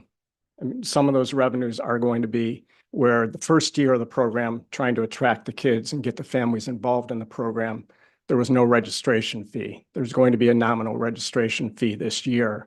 So the numbers were estimated on the low side, and hopefully we'll attract the same, if not more, numbers this year, and that would increase those revenue numbers. So it's all part of getting established as a league as they go forward.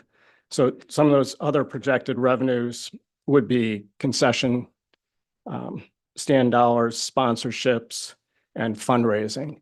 And I think one of the things I do want to point out, and they fundraised this past year and received almost $7,000. I think this year the focus can be more so on not only developing the program, but now they can venture out a little bit more with the fundraising aspects. That first year is a difficult year to become established, and this group over here put in many, many hours of recruiting the kids and getting the kids set in that program. So I think as you go into the second year, they'll be able to concentrate a little bit more on that. And looking into the future, moving forward for this program. And you are the first to see tonight the rendering of what our new football field is going to look like at Ovita. So I put up that photo with the new synthetic turf. So it's exciting to not only be part of the city, but it's exciting for the Packer Rattlers program that they're going to be able to play on this field. You have the Deerfield logo in the middle. You'll have synthetic turf with a cool topping mixture within the infill. So where you hear some stories about synthetic turf that it's so hot that the kids don't like it, this cool play will reduce it by 5 to 10 degrees on the surface of the field. So that will be another thing. There'll be all new fencing surrounding the field, new goalposts. There'll also be safety netting on both the north end and the south end. So the football is not going to be flying into the street where the cars are, those types of things. And we're also going to be putting shade on the spectator bleachers. So a lot of improvements to that to contribute to the success of the program. the one thing that they've been looking at doing and are going to be doing in the future is starting a 7-on-7 off-season program, which is very popular. I know the vice mayor knows all about it. But the 7-on-7 tournaments, that's what all the high school kids, all the youth kids are doing in the off-season to sharpen their skills and keep their skills up. So that will be a big part of continuing to build this program. Off-season conditioning and skills training will be happening starting in March. Progress toward future self-sustainability, as I talked about, the nominal registration fee, enhanced fundraising and sponsorship efforts. And again, I think it goes back to these gentlemen and ladies over here, the quality of the program will help sustain that program. So good quality equals player retention. And along with coaches trainings. So continuing to coach or train all the coaches on what the philosophies need to be and the skills that they can teach the kids. So moving on to the agreement terms, would be a 1-year agreement as we do. We come to you annually with the agreement as well as the funding source. The facility use agreement to provide youth football, cheerleading, and academic support programs for ages 4 to 14. Use of the Oviedo McKeithen Recreation Complex. Provision of funding in an amount not to exceed $100,000. And the expectation is that the trust fund dollars will reduce each year until we can get to that self-sustainability, self-sustainability portion. And the Packer Rattlers will be providing, they did provide their financial statement from the 2025 season. They'll continue to work closely with the city on those financial statements and as well as the purchasing. And most importantly, level 2 background checks on all of our volunteers for the program. We want to keep the kids safe as well as keep the kids active. So with that, I will take any questions that you may have. Sure. Vice Mayor Preston. Thank you, Mayor. First, let me just say that every time had questions about things that were happening, the process with the Packer Rattlers, Mr. Warren and staff was able to answer my questions, give me the time that I needed for things to be clear. And I appreciate that, and thank you. But I want to just say that I went to multiple games, and I will tell you that the people that are seated in front of you did an unbelievable job. What I watch is, how those kids are being handled. It's very often, we don't want to look at the negative parts, but sometimes there are people that actually live through these kids. I didn't make it, but I'm going to make it through you. And the leadership that we have at the Packer Rattlers is incredible. They watch the nuances. There is an enthusiasm and a passion to make sure those kids are guided in the right direction. And let's make it straight. A lot of these kids come from tough environments. They come from tough environments. We should not ignore that. They would be lost if it wasn't for the people sitting on that front row. Lost. And let me tell you, we either buy into this or we buy in the other way. You want the other way is? It's called a penal system. That's the other way. And once they get into that system, you're not going to be paying for a field or uniform. You're going to be paying for their clothing, their dental, their food, their everything, because they're in jail. That's why. And so this is much, much cheaper than any other alternative. And I want to thank you all for the great job that you're doing. I saw kids with anger issues when you took that kid aside and was just you could see it was a total meltdown. But because we had the right people in place, it was able to be steered in the right direction. The cheerleaders, to see these young ladies having a sense of pride, was just really, really refreshing. And as I said before, it is important that we do the right things with these kids. I'm glad that Parks and Recs have the relationship that they have with the Packer Rattlers.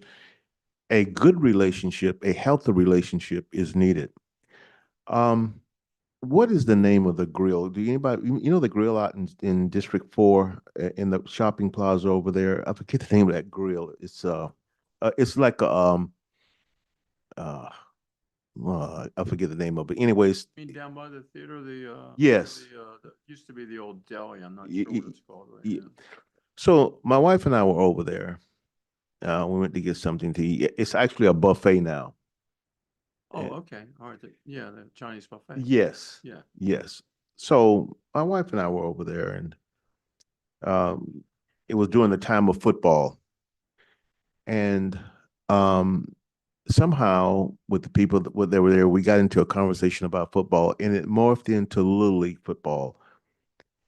And the lady, not knowing who I was, say her kids play over in Margate. And I said to her, why is your kids playing? You live in Deerfield. You live in District 4. Why are you taking your kids to Margate? See, I know the reason to that, and it's the little thing that nobody wants to talk about. It's because it's primarily in a Black area. That's why.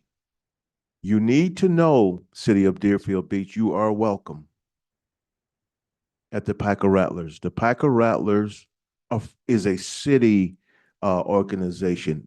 It's not a District 2 or a Black organization. It is an organization that want to enrich the talents of all children. And you have people that are there to help them do that. Give us a chance. Don't run to Boca. Don't run to Margate. You have a program in your city. Think of the gas you would save, the time you would save driving all the way over to Margate. You got a program right down the road. They want your children to be a part of the program. I've seen a lot of white kids out there. They're doing good. I just don't want people running away from something that is positive in our community. It's thriving. It's growing. It's a beacon of light. And there are people that are putting in the time and the energy to make that happen. And the last thing that I have is I like the rendering of the field. However, instead of the Buck's head, that I like to see I'm for this, for a Packer Rattler helmet with the Rattler snake in it. So that's what I'd like to see. I don't know how anybody else feels about that, but I'd like to see a Packer Rattler helmet, with the Rattler on the side of that helmet, ready to strike and do business to any foe that dares to get on that field. That's it for me, Mayor. Thank you, Vice Mayor. Commissioner Hudak? Thank you. Eloquent words, Mr. Vice Mayor, eloquent words. So last year we funded 127,000, and this year we're looking at 100,000. Is that correct? Yes, do not exceed. Do not exceed, exactly. I could tell you that, I too am impressed with the board. They've done a tremendous job. You can't put a dollar figure on what, this program has done for the youth in this city. So, this is, I too have gone to a couple of games, and it's a great environment for our kids. When we had the Center of Active Aging, there was only 20 people there, and then we had to rebuild it. Now Jonathan's got to lock the doors because so many people are coming in. And I think that's going to happen with this program too. As it builds up its reputation, people are going to be knocking down the doors to come to this place. Great. Just because of the positives of the individuals that are on the board. They do a tremendous job. They do a tremendous job with the kids. And that's what it's all about. It's about giving these kids direction. In 2024, these kids didn't have the direction. Some of the parents were able to get their kids into other other programs in other cities. But it's nice that we have it back here. And I'm in fully supportive of this once we get to that point, because, like you said, an ounce of prevention is worth a pound of cure. And what we're doing here with these kids, you got to get them young, and that's what we're doing. And, you know, just the lessons and the leadership in this group, you know, it's going to do nothing but improve our kids. Not all of them are going to make it to the NFL, but, you know, some of them are going to make it to college. Some of them are going to become police officers. They're going to become, you know, positive influences in our city. Some of them that have gone through that program are now coaches. So it's, you know, the success is measured in a lot of different ways. And a lot of these kids, you know, this is their one positive thing. And the last thing I want to do is take that away. I think we're doing a tremendous job with it. Thank you. Thank you, Commissioner. Commissioner Plow. Thank you, Mayor. I went to the opening game and one other game. I didn't go to every game. But what was a highlight for me, Vice Mayor, was when we all went to the banquet. And to see those kids, how happy they were, and the cheerleaders and everything, it just brought me back. I grew up in West Baltimore, in a small community called Howard Park. Was named after there's a couple of people that founded Baltimore besides Lord Baltimore, and one of them was Howard. And I was on a little league team, and those were like the happiest days, you know. The coaches that took care of us. We used to walk across the golf course to get to the field, and I remember the coaches. I still remember the kids.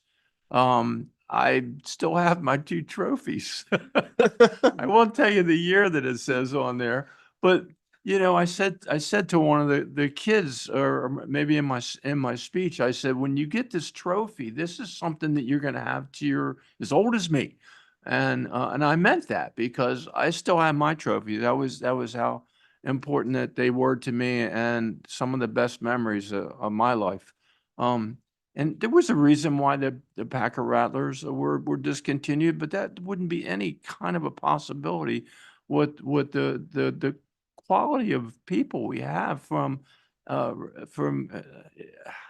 what can I say about legacy families and religious leaders and you know, people with coaching ability, and all of them with the love of doing something special.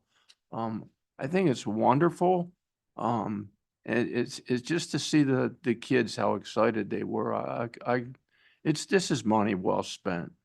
So that's all I have to say, Mayor. Thank you, Commissioner. Vice Mayor? You will speak?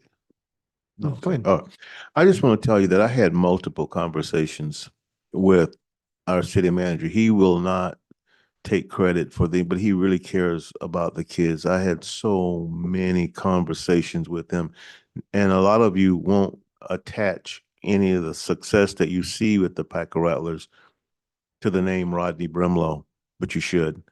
You won't know that, but I do. I had questions, and a lot of them. He answered them.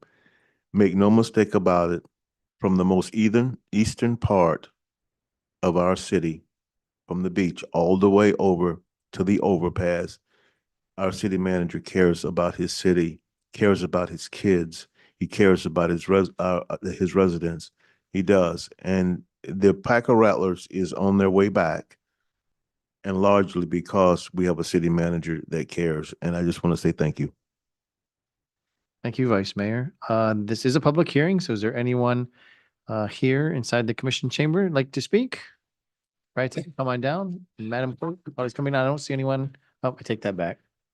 Roger Spoke to- Freitag, 418 Southeast Second Street, Deerfield Beach, Florida. I've had the opportunity to go to the Avita McKeithen facility. I've also been on the second floor. You won't remember, but when David Santucci was city manager here, I made everyone aware that the press booth on the second floor has bullet holes in the windows.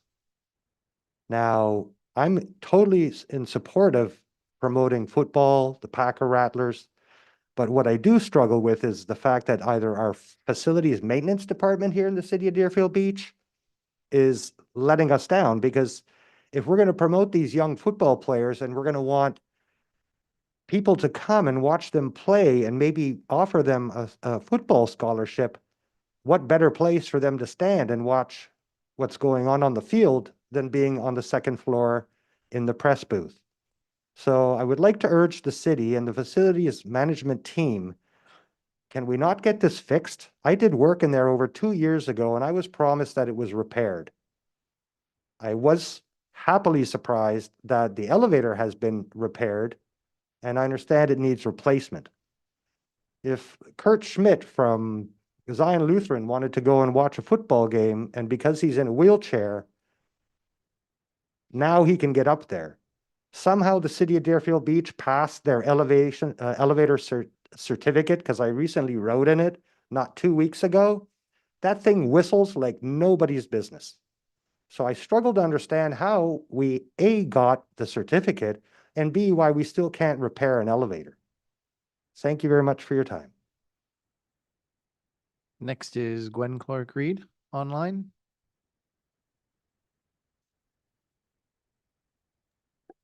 Thank you, Mayor. Gwen Clark Reed, 1430 Southwest Sixth Way. I'm so happy to hear about the Packer Rattlers and the positive things that are being said about that organization. Yes, we've gone through some trying times with them, but it looks like we're coming out very positive now. My only concern is that I think I've expressed this to Mr. Brimlow before, is the money to the Packer Rattlers, have no problem with it. I'm just trying to get my hands or my head around how much money do we have in the target area trust fund, and what projects are we spending the other dollars on? No problem with the Packer Rattlers. Great investment. But I'm concerned about the target area trust fund and the other things that that money's supposed to be spent on. Are we doing that? Thank you. Thank you. Madam Clerk, Mr. Slattery has his hand up online. Hello, John Slattery, 1455 Southeast 5th Place. And I also just want to say it's fantastic what the Packer Rattlers organization is continuing to do. Tutoring for the kids, now even the financial help for the parents, and everything that's gone on there. I think it's fantastic. And I'm glad to see the city supporting the team and that facility. I agree with Mr. Freitag that, those windows do need to be fixed. We need to make sure that, they've got the internet connectivity they need to be able to, process the applications and everything that goes along with, maintaining that organization. They do need good internet there, and that's been a challenge in the past. So hopefully they're able to get that. And, that number seems like a lot, but it's really not. There's so much that goes into running that kind of an organization. And I think that what they're doing is fantastic, and I hope we continue to support it. Thank you. Thank you. Madam Clerk, I don't see anyone else. Mr. Hall, you would like to speak? Yes. Hello, my name is Tremaine Hall. I currently do not have an address in Deerfield right now, but I'm part of the e-board. We need an address. Oh, you need an address? All right, so 445 Second Ave, Deerfield Beach. All right. First off, Mayor, Commissioners, City Manager, would like to say thank you. Thank you very much for what you've done for this organization. And from this organization, I'm a product of it. And I was blessed to go through the Packer Rattlers. And now just from there, going through college, graduating onto the NFL. And to be back and seeing what's happening right now, it has me ecstatic. And just again, what you said, Vice Mayor, the ability to have all people, all races come to this organization and part of this program is what we want and is what we continue to push. So again, I say thank you. And we truly believe that we are moving forward and moving in the right direction. Thank you. Thank you, Mr. Hall, who's not only, he's part of the board, but he's not the only one here. We have to show the dedication, we have all 5 members of the board are here tonight. So thank all 5 of you for being here.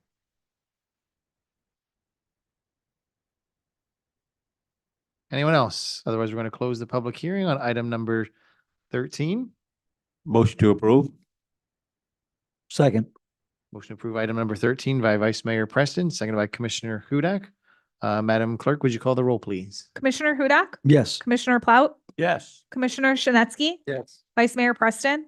Before I vote, I just want to tell you that you heard how eloquent Mr. Hall was, but he won't tell you that he used to catch balls from Mr. Philip Rivers. And that was one of his receivers. So he's kind of a modest guy. Yes. Mayor Drosky? Yes. Mr. City Attorney, item number 14. Item number 14 is an update regarding public safety. Who's gonna start, Mr. City Manager? What we're going to have tonight is an overview by Public Safety Director Sean Gladio, and then also some follow-up on some of the financial aspects of the transition from our Chief Financial Officer, Oleg. Come on down, Mr. Gladio. My apologies for being under the weather. As a matter of record, Sean Gladio, Director of the Office of Public Safety. Good evening, Mr. Mayor, Mr. Vice Mayor, Commissioners, and citizens of Deerfield Beach. We stand at the threshold of a defining moment in our city's history. What we are accomplishing together transcends administrative transition. We are architecting the very framework of public safety that will protect our families, secure our neighborhoods, and define our community's future for generations to come. This is not merely about establishing two public safety departments. This is about building trust from the ground up, creating excellence by design, and demonstrating that when a community commits to its own safety, extraordinary things become possible. This evening, we begin our bi-weekly public safety updates on our City of Deerfield Beach Fire Department and City of Deerfield Beach Police Department. We have been making preparations since the third quarter of 2025, when contract negotiations were continuing in earnest between the city and the Broward Sheriff's Office, without a clear indication of when or if an agreement would and could be reached. At that time, as you and I would hope our community would expect of the person holding my office, I began to strategically plan for multiple outcomes in order to be fully prepared for a number of different situations. First, I want to address directly and candidly any request of me or my office for a comprehensive project plan, a Gantt chart, a timeline matrix, or any other formalized tracking instrument for the creation of a new police and fire department. At this stage, producing such a document would not be a demonstration of preparedness. It would be a demonstration, of presumption. We have yet to hire our police chief. We have not yet hired our fire chief. We have not selected their executive leadership teams. Therefore, to construct a fully sequenced implementation schedule without the very leaders who will be accountable for executing it is operationally unsound, strategically premature, and structurally inappropriate. A comprehensive project plan implies defined sequencing, delegated authority, operational doctrine, staffing philosophy, deployment models, equipment standards, policy architecture, and organizational culture. Those elements are not clerical details. They're leadership decisions. A police chief is not a manager of tasks. The chief establishes operational philosophy, whether we're proactive or we're reactive policing models, which one we'd like to be more of and less of, what our organizational structure will be, what the span of control will be, what our recruitment profile and hiring standards will be, what technology and infrastructure requirements will be needed. He or she will have to create our patrol deployment model, our response time philosophy, our community engagement doctrine, and internal accountability framework. Similarly, the fire chief has to figure response configurations, the ALS and BLS mix, suppression models, rescue integration, shift structure and staffing minimums, risk assessments and community risk reduction doctrines, ISO alignment strategy, interlocal and automatic aid postures. These are foundational architectural decisions. They shape the very milestone that would appear in any Gantt chart. To publish a detailed implementation schedule now would mean predetermining those decisions before the responsible leaders are even seated at the table and their voice could even be heard.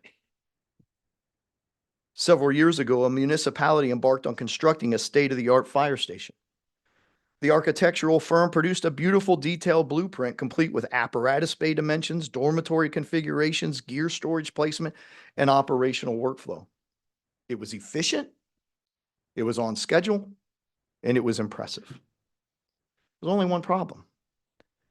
The fire chief had not yet even been hired. And when the chief arrived, he immediately identified critical issues. The bay depth did not accommodate the long-term apparatus replacement plan. The decontamination corridor design conflicted with modern cancer prevention best practices. The turnout gear storage location comprised response time efficiency. And the training room configuration did not support the department's projected community risk reduction model. Therefore, the city had two options: redesign at a significant cost and delay, or accept operational inefficiencies for decades to come. They chose redesign. It cost time, energy, effort, money, and maybe most importantly, their credibility. The lesson was not about architecture. It was about authority and sequencing. They did not build a structure, and we cannot build our structure before we empower the architect. I truly believe we want visionary chiefs and leaders that are capable of building agencies that are community-centered, operationally excellent, and structurally sustainable. Then we must invite them to help design the enterprise from its foundation. The creation of our police department and fire department is not a construction project. It is the birth of two living and breathing organizations that will serve this community for generations. Those organizations deserve to be shaped by the professionals who will be accountable for their success. Our discipline now, our willingness to resist premature specificity, is not a lack of planning. It's a respect for leadership. And it is the difference between building a department and building it correctly. So there has been a number of foundations that have been laid, and I want to go over those, starting with our strategic partnerships and peer engagement.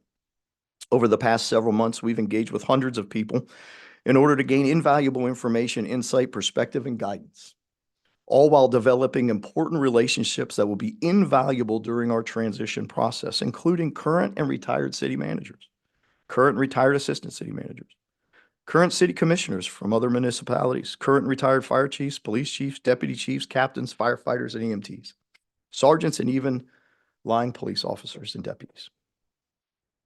Additionally, discussions with executive city leadership from surrounding communities focused on partnership, collaboration, services, and most importantly, opportunities. We have engaged the Florida Police Chiefs Association, including the executive director, and the Broward Police Chiefs Association to build critical pathways for information sharing, guidance, and resources along our journey and well beyond.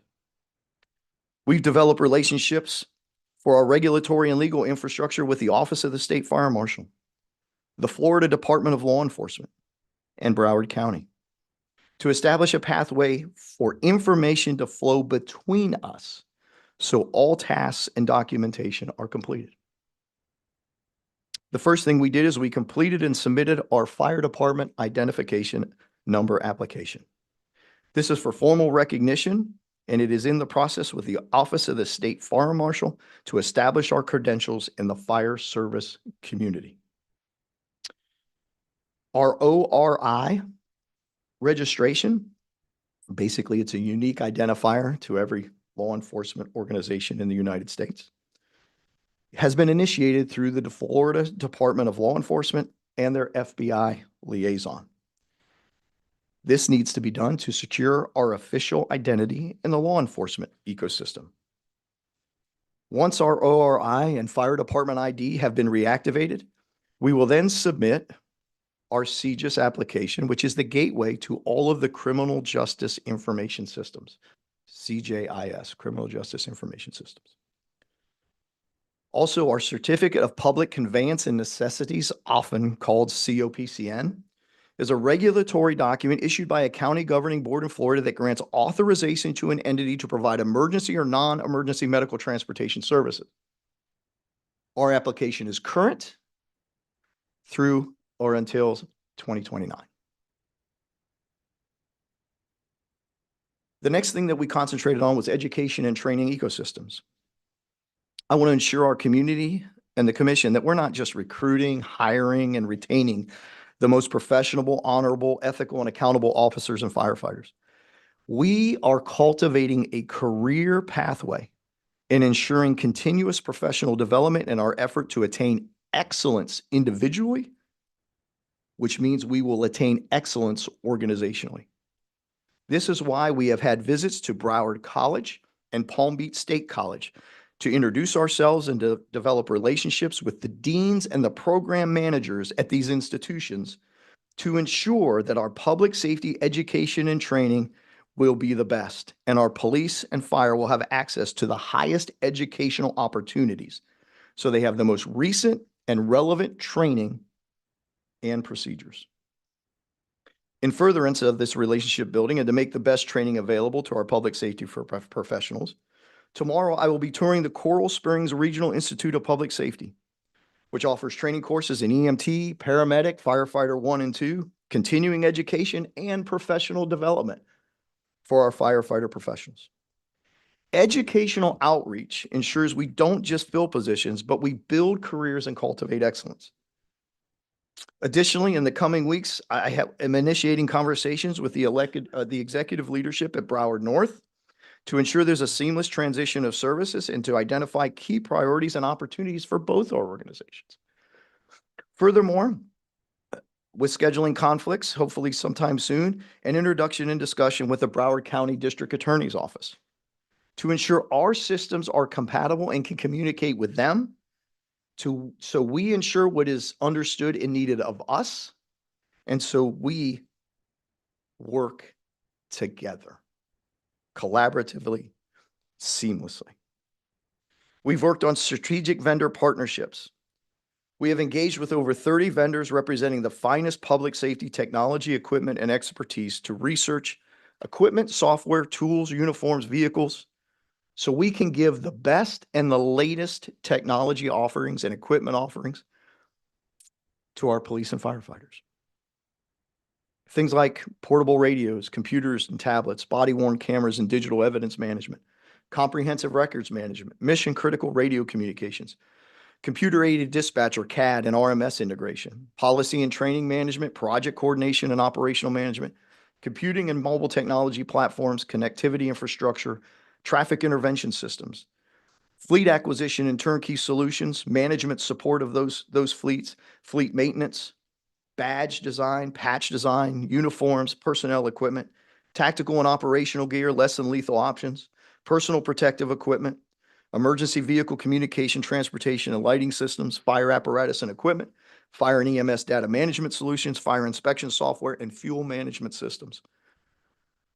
In addition to that, we've been looking into investigative support, workflow optimization, policy development, and legal compliance, and operational management solutions. Yes, I want the community to know we have been busy. Furthermore, we, like all municipalities, have access to Broward Logistics Facility, And this accessibility is to consumables, tools, uniform pieces, and equipment readily available at this warehouse. Additionally, we can utilize municipal, county, and state purchasing agreements that are already in place. We had a great conversation with the Broward County Regional Emergency Services Director. So we have the latest information on the current system requirements and changes forthcoming over the next 24 months in CAD and RMS. We're already ahead of the game. We know there will be a transition. We've already been informed of that. Dr. St. Luce, our Director of IT, has already been informed of that, and he's preparing. The foundations being laid in the key accomplishments in our institutional framework are simple. Our ORI registration process, our fire department ID process, our COPCN registration, our fire prevention, our NFPA standards research, especially 1730, our fire prevention education and outreach, our accreditation requirements, and our ISO requirements and point system. Our operational infrastructure, we've looked at and are currently assigning Station 102's IT conference room to prepare for employee onboarding, creating that professional first impression.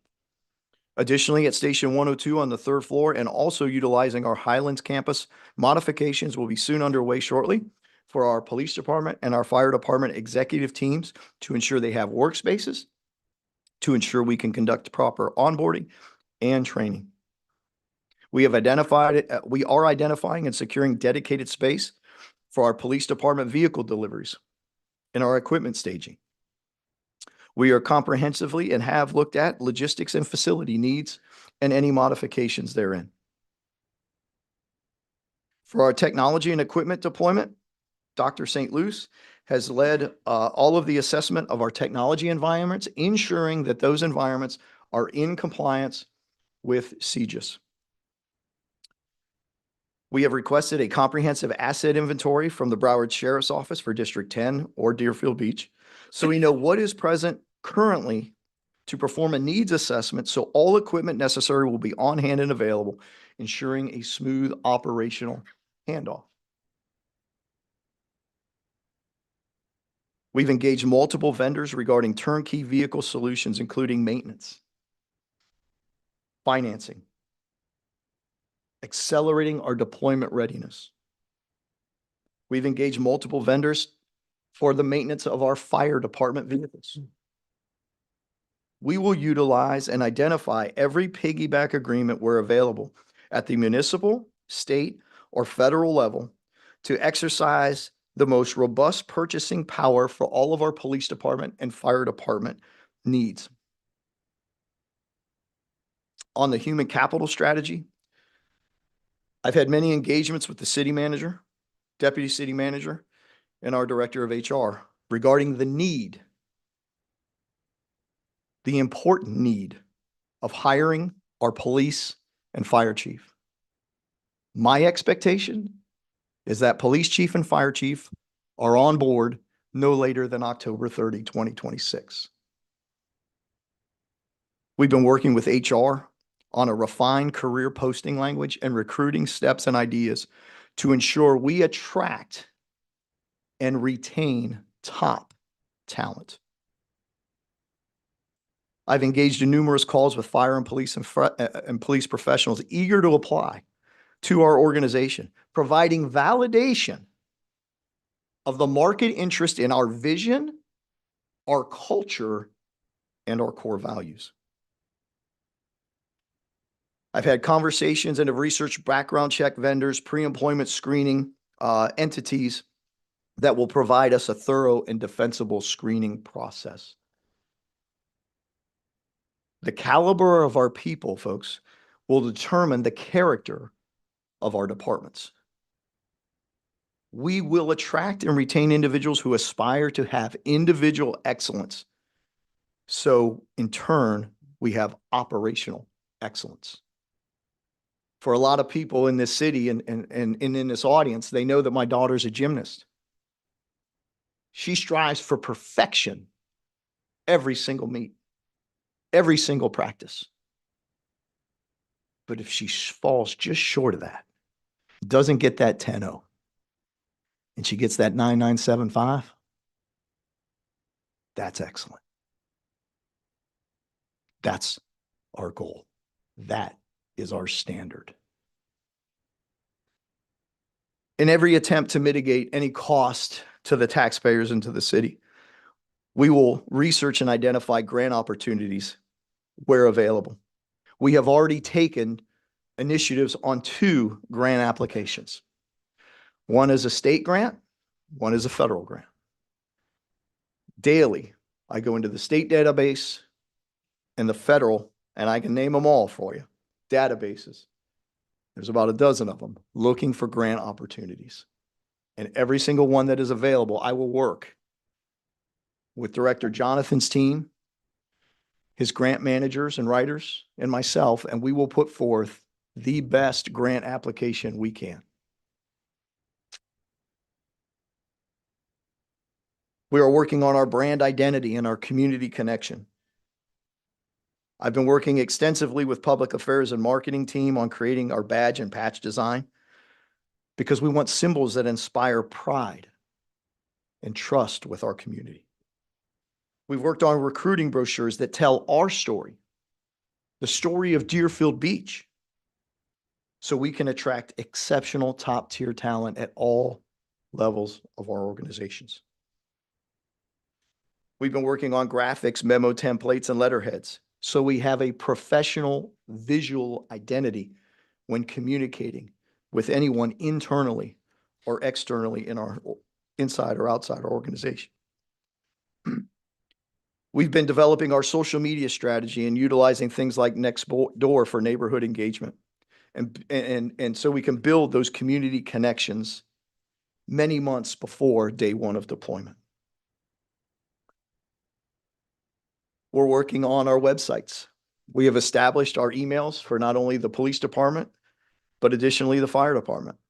And at the appropriate time, we will release those to the community so they can begin to engage and interact with our executive teams. My administrative assistant is making me available and sending out emails to all of our homeowners associations so I can know of their meeting schedules and I can attend as many as possible to engage in small group settings and answer any and every question that I possibly can. And if I don't know the answer, I'm not going to make one up.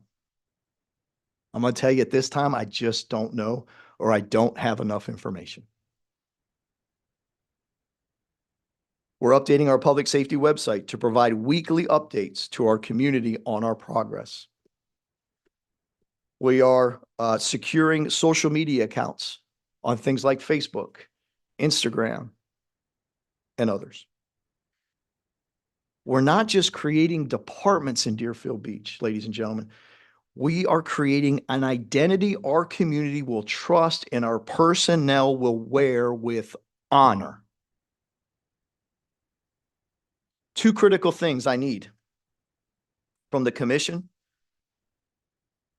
One is a commission resolution securing formal authorization to establish the Deerfield Beach, the city of Deerfield Beach Fire Department and the city of Deerfield Beach Police Department. And I need my police chief and my fire chief onboarded, preferably no later than April 30th, 2026. To our community, this is your police department. This is your fire department. It will be built with your trust. It will be designed for your protection, and it will be committed to your service.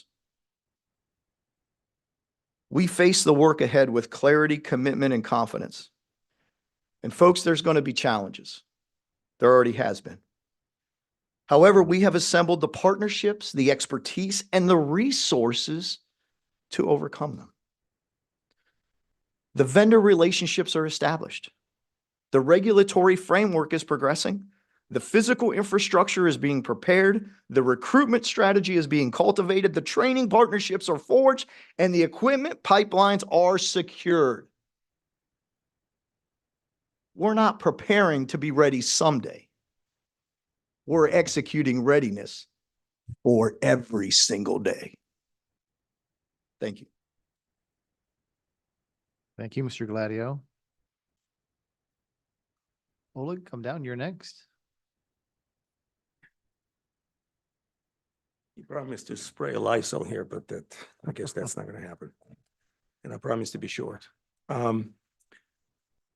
Distinguished Mayor, Vice Mayor, Commissioners, residents, City Manager, City Attorney, and general public, my name is Oleg Gorokhovsky. I'm a Chief Financial Officer of the city.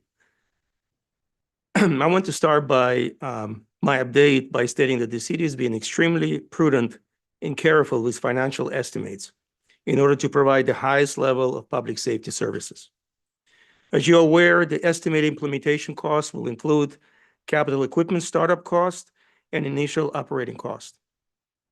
Additionally, these estimates include often overlook and overlap costs, support staff, and inflationary estimated cost. The current overall estimated implementation cost over the next 19 months expected to be an amount of $30.1 million, of which $10.1 million expected to be incurred in 2026 and $20 million in 2027 budget year. All purchases and services expected to be procured by the end of 2027 budget year. As these estimates were developed, following was taken in consideration. All numbers and are estimates and may change pending contracts and procurement. Estimated technology and equipment, startup cost builds in an additional increase for inflationary cost.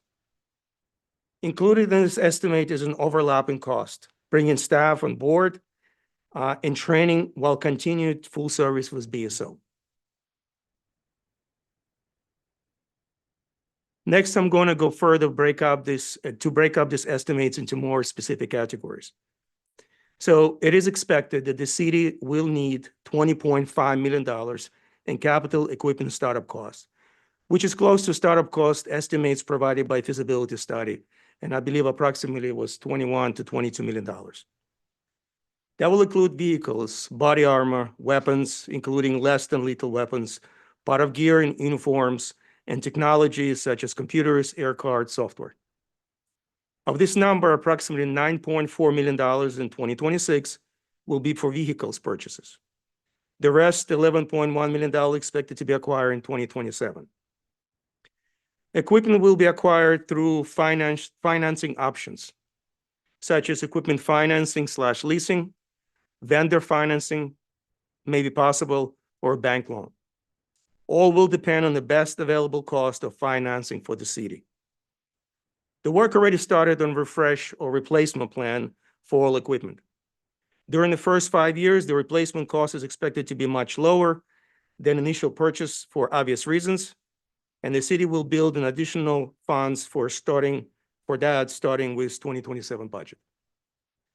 It is expected that the city will need $4.1 million in initial operating cost. That will include transitional chiefs and their staff, consumables and stock items for fire department, and pre-employment assessment related costs. Approximately $310,000 are expected to be spent in 2026. The rest, $3.8 million, expected to be incurred in 2027. In 2026, public safety operating budget will cover necessary costs, and starting with 27, all of these costs will be built into yearly public safety operating budget. And finally, an abundance of caution to prevent potential risk of not funding enough. These estimates incorporate following additional expected costs: overlap costs, contingency services. So while we're onboarding, hiring city staff, training them while continuing to receive services from BSO, estimated to be approximately $4 million. And it will be funded by savings from BSO actual versus budget invoicing in 26 and 27. City support cost / overhead. The finance, HR, IT, maintenance will need additional staff. Approximately cost of 2026 budget year is expected to be $350,000.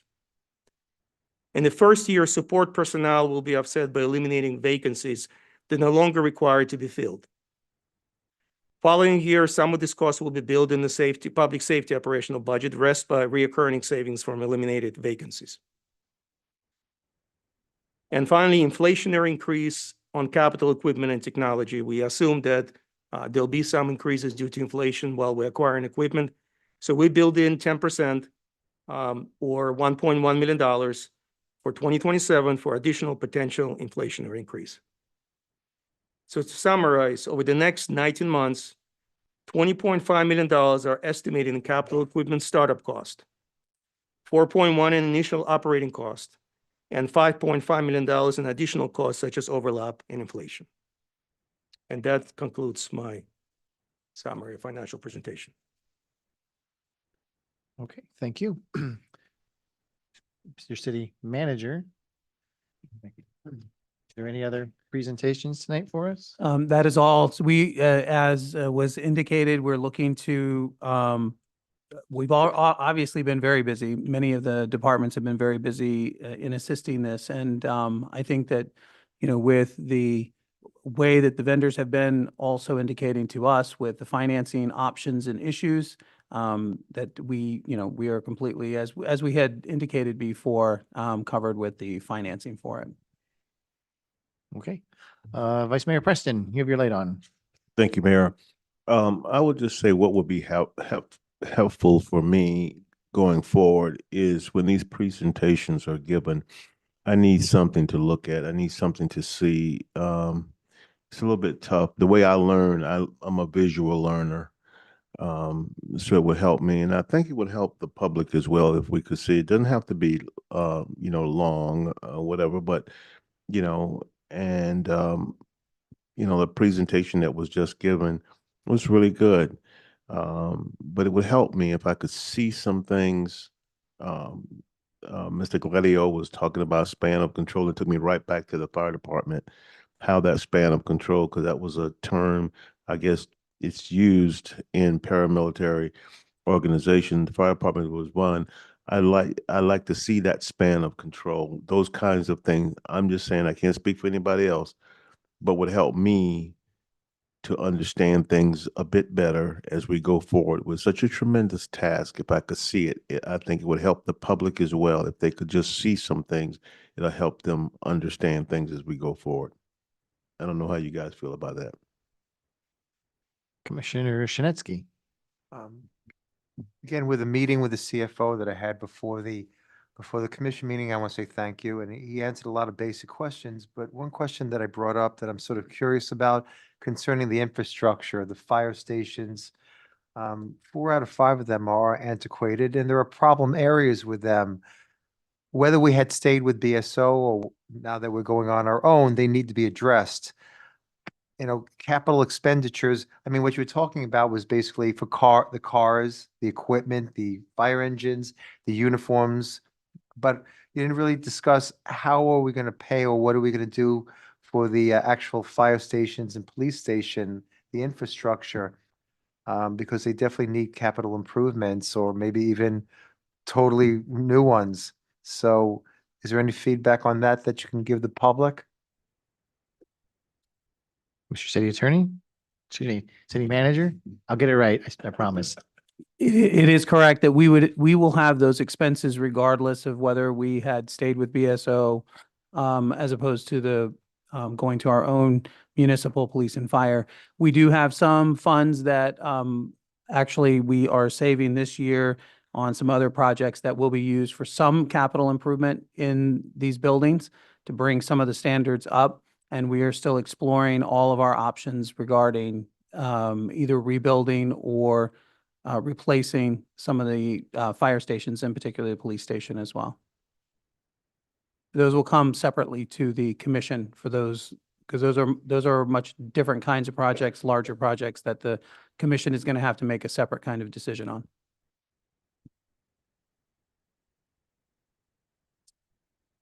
Keep going, Commissioner Shinetsky. Commissioner Hudak, you'll be next. Okay.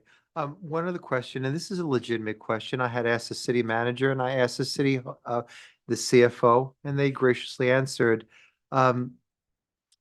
Concerning, I'm sorry, concerning the red camera.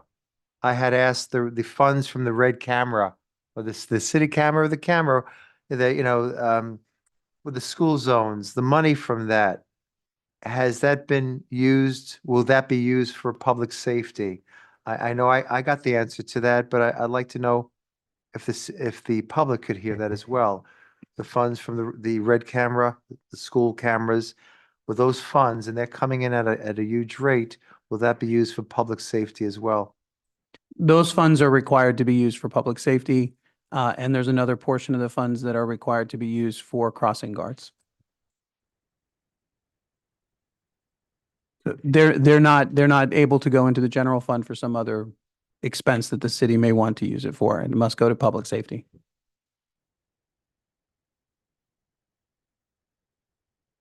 All right, I have another question, if that's all right. Again, thank you so much for accommodating me. I appreciate it.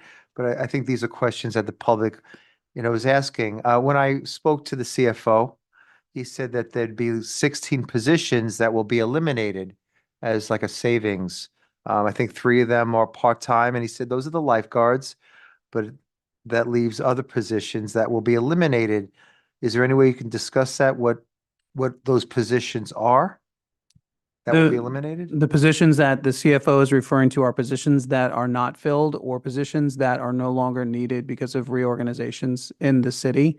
It's not anybody who has a job. So nobody's losing their job for any of this. That's not what the elimination is. So the vacant positions are being repurposed for the additional support staff that's needed in some of the areas like he mentioned, HR or finance, for the purposes of supporting the additional demand from public safety.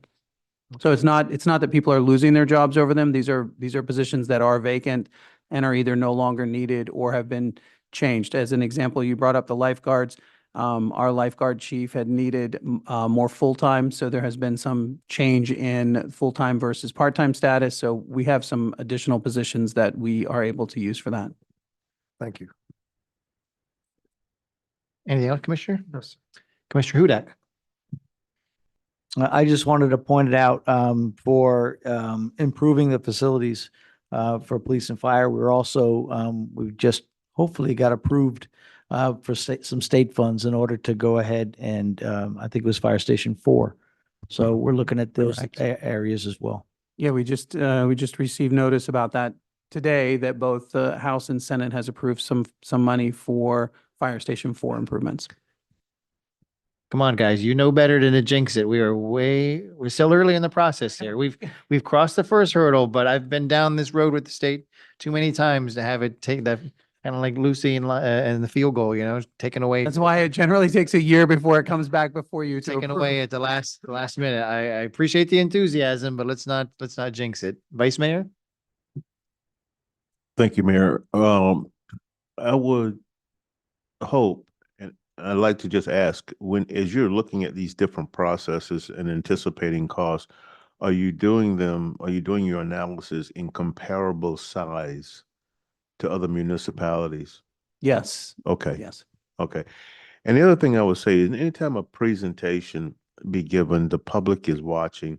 Everybody in the audience should have a copy of the presentation. So again, for me, I need to see some things. Now but those presentations needs to be available so that the public can have access to them for references. Okay, no more lights. We will move on to Mr. City Attorney. City Attorney has no further comments tonight. Any comments by administration? Yes. Is that a yes? Yes, I just want to get the name of it right. I don't want to mess it up. I wanted to thank Oleg and his team and Tamara Baker, who is our budget manager. We just also received again the Distinguished Budget Presentation Award for the latest budget that was approved by this commission. and that we went through this last process. This is the, at least the first budget that has been under my watch, but I am so proud of the work that they did, that the Government Finance Officers Association for North America, it basically awarded the certificate of recognition for our budget for the preparation. And they also gave us a distinguished budget presentation award. And our scores actually this year by the assessors improved over last year. So I'm very proud of what Tamara Baker has done and what our finance group has put together under Oleg's watch. That's it. That's it? Okay. Mr. City Attorney, item number 15. Item number 15 is discussion and potential action regarding extending the time limit for public comment. Vice Mayor, this is your item. Yes, it is, Mayor, and thank you. And I'd like to just talk to my colleagues right now. There are some certain items that have come before us, and wherein presently what we have is a 3-minute time limit. It used to be a bit more, for whatever the reason is, commission took it away. But I'd like for this commission to consider a couple of things here when it comes to the 3-minute time that you're allowed to speak. There are some people that come before us with challenges. Number one, there are people that come, and though they may be scripted out in the things that they want to share, they're a bit nervous. And so now you have to gather yourself, and you have to have a normal flow. And then there's the 3 minutes. And when that 3-minute time frame is there, that's it. There's the elderly that has come before us, and I've seen particular struggles with the elderly. Again, gathering their thoughts, being able to convey their message. And another thing that I think that we need to consider is people that have speech impediments, people that are just a bit challenged with how they speak. The question becomes, is the 3 minutes fair? I think we can do better. I would like this commission to consider 3.5 minutes of, of a person allowed to speak, with an additional 30 seconds given if the mayor should decide that you need to complete your thought process. I think it's kind of rude sometimes when a person's in the middle of a thought, that be taken away from them. Maybe at the end it's really what they wanted to say, and sometimes they get lost for time. But I think 3.5 minutes is fair. I think that's fair to allow a person to make their point, and then the mayor could say, you got an additional 30 seconds if that is necessary. And so I just wanted to see what you guys think about that. I wanted to just talk about that. Is that fair? Because what I'd like to do is bring something forward that allow us to be a little bit more gracious to a public. The Southeast 8th Avenue, and was an example where people were cut short in the middle of their thought process. And most recently, when we're talking about the transition from BSO to get our own, there's emotions that's involved, and there can be some challenges there. I think the 3.5 minutes is something that's fair and is something that we could live with. Commissioner Hudak, you had your light on first, followed by Commissioner Shinetsky. Thank you very much. If this was the public's only opportunity to speak with city staff, to speak with each of us, I could understand your argument. But I mean, they have us 24/7. They can speak with us at any time. In fact, I have office hours next week. I'll be meeting with residents. I have a District 1 meeting coming up in March to discuss the not only BSO, but also the storm drainage project that you talked about. So I personally think the 3 minutes is fine. Like I said, if this was the only opportunity for them to voice their concerns, we publish the agenda at least 10 days in advance. So they have 10 days to look at whatever is on the agenda. If they've got questions, they could talk to us, they could talk to city staff, even before they get here. So I personally think the 3 minutes is fine. Thank you, Commissioner. Commissioner Sinetsky? Sure, thank you very much. Well, I've been on the other side of the podium, for almost 5 years. As you remember, I used to come up and give comments and feedback. So I know what it's like to be up there.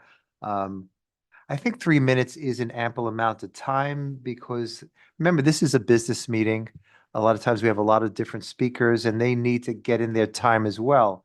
I think that's very important. Maybe a compromise would be, I know sometimes that last sentence, you get cut off and it's embarrassing and it's a little bit discombobulating. So maybe 3 minutes and then with a 10-second rule, 10 seconds, if they could count out a boxer, they can give a 10-second rule to maybe wrap up the thoughts. So I maybe suggest 3 minutes. I feel that's fine for a business meeting, which is what this is, and maybe a 10-second rule if they're cut off in the middle of a sentence to wrap it up. I think that would be fair. Thank you, Commissioner. Commissioner Plout, before you, well, I'll save all my comments for once. Go ahead, Commissioner Plout. I was going to, Thank you, I was going to Mayor. respond piecemeal, but I'll do it all together. So go ahead. I'm sorry. All right, thank you, Mayor. I think people should be able to complete a sentence, okay? But I'm not right now jumping on board with increasing the time. I have another problem that I see, the backup material, when it talked about the time limit, also had a section in there, 3.3. And in 3.3, it talks about how the chair preserves order and decorum and the conduct of the meeting. And I'm not just talking about the present mayor.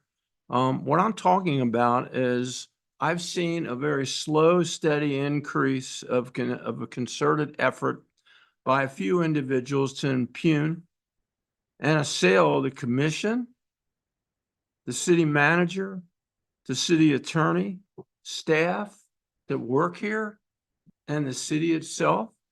It's unproductive. It's unprofessional. The name calling, the accusation of hiding money, of corruption, that the city manager lies. I go on and on and on about all the things that I see. I raised 2 children, and when they misbehaved, we never spanked them once, but there was a few timeouts, and you know what? They didn't like that timeout.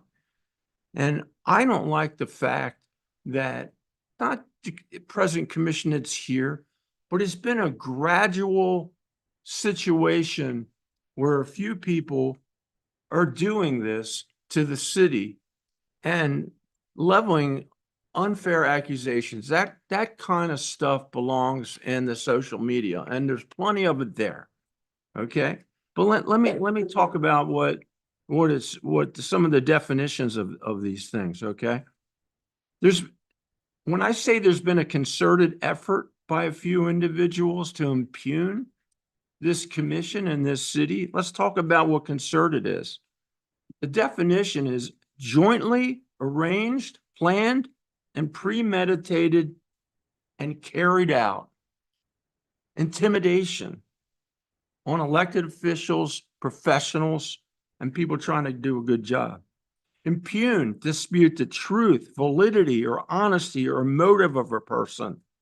To assail someone, concerted violent verbal attacks. People shouldn't be able to come up here and have even 1 minute if they're yelling, if they're gesturing, if they're pointing, if they're saying that this man over here is a liar.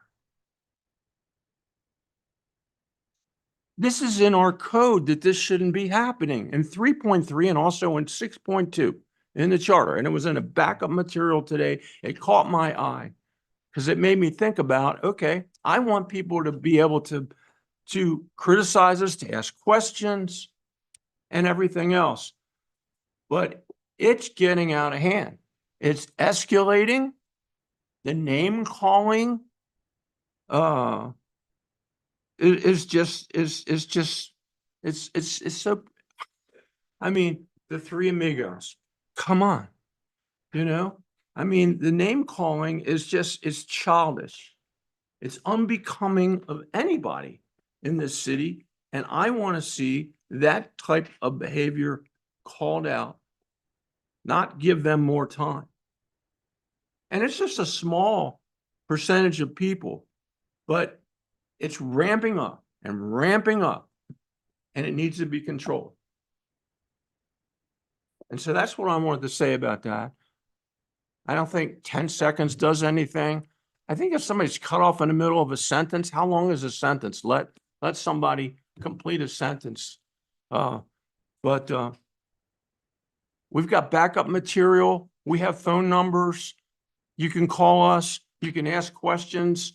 People call me and ask questions all the time about what's on an agenda. It's also public information. They can talk to us also after the meeting. They can talk to our city officials. There's plenty of outlets, but I want a little bit more professionalism and decorum. And people shouldn't be able to get away with this. They need to be in timeout. Thank you, Mayor. Thank you, Commissioner. I suggest that you work with the city attorney on any such proposal going forward. I know there's a First Amendment component to all of this as well.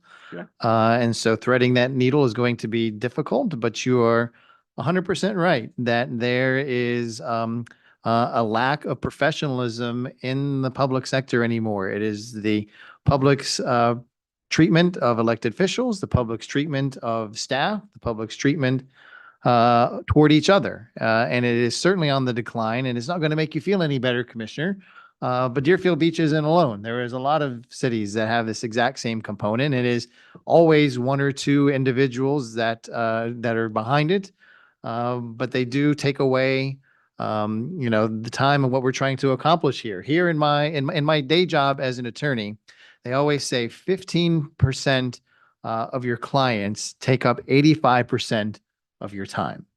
And so those 15% of those clients, those are the ones that you need to jettison. Those are the ones, whether you're friends or your family or business associates, those are the ones that you need to jettison and focus on the 85% of the people who know that you're doing a good job and trust what you're doing.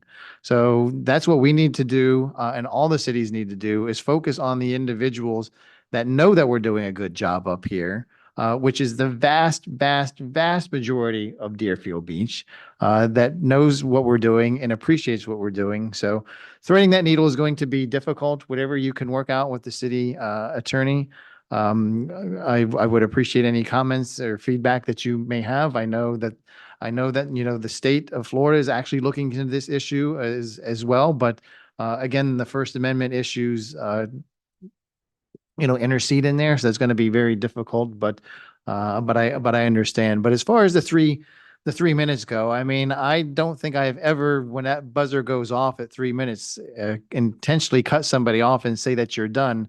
I've always tried to say, wrap it up or finish your thought.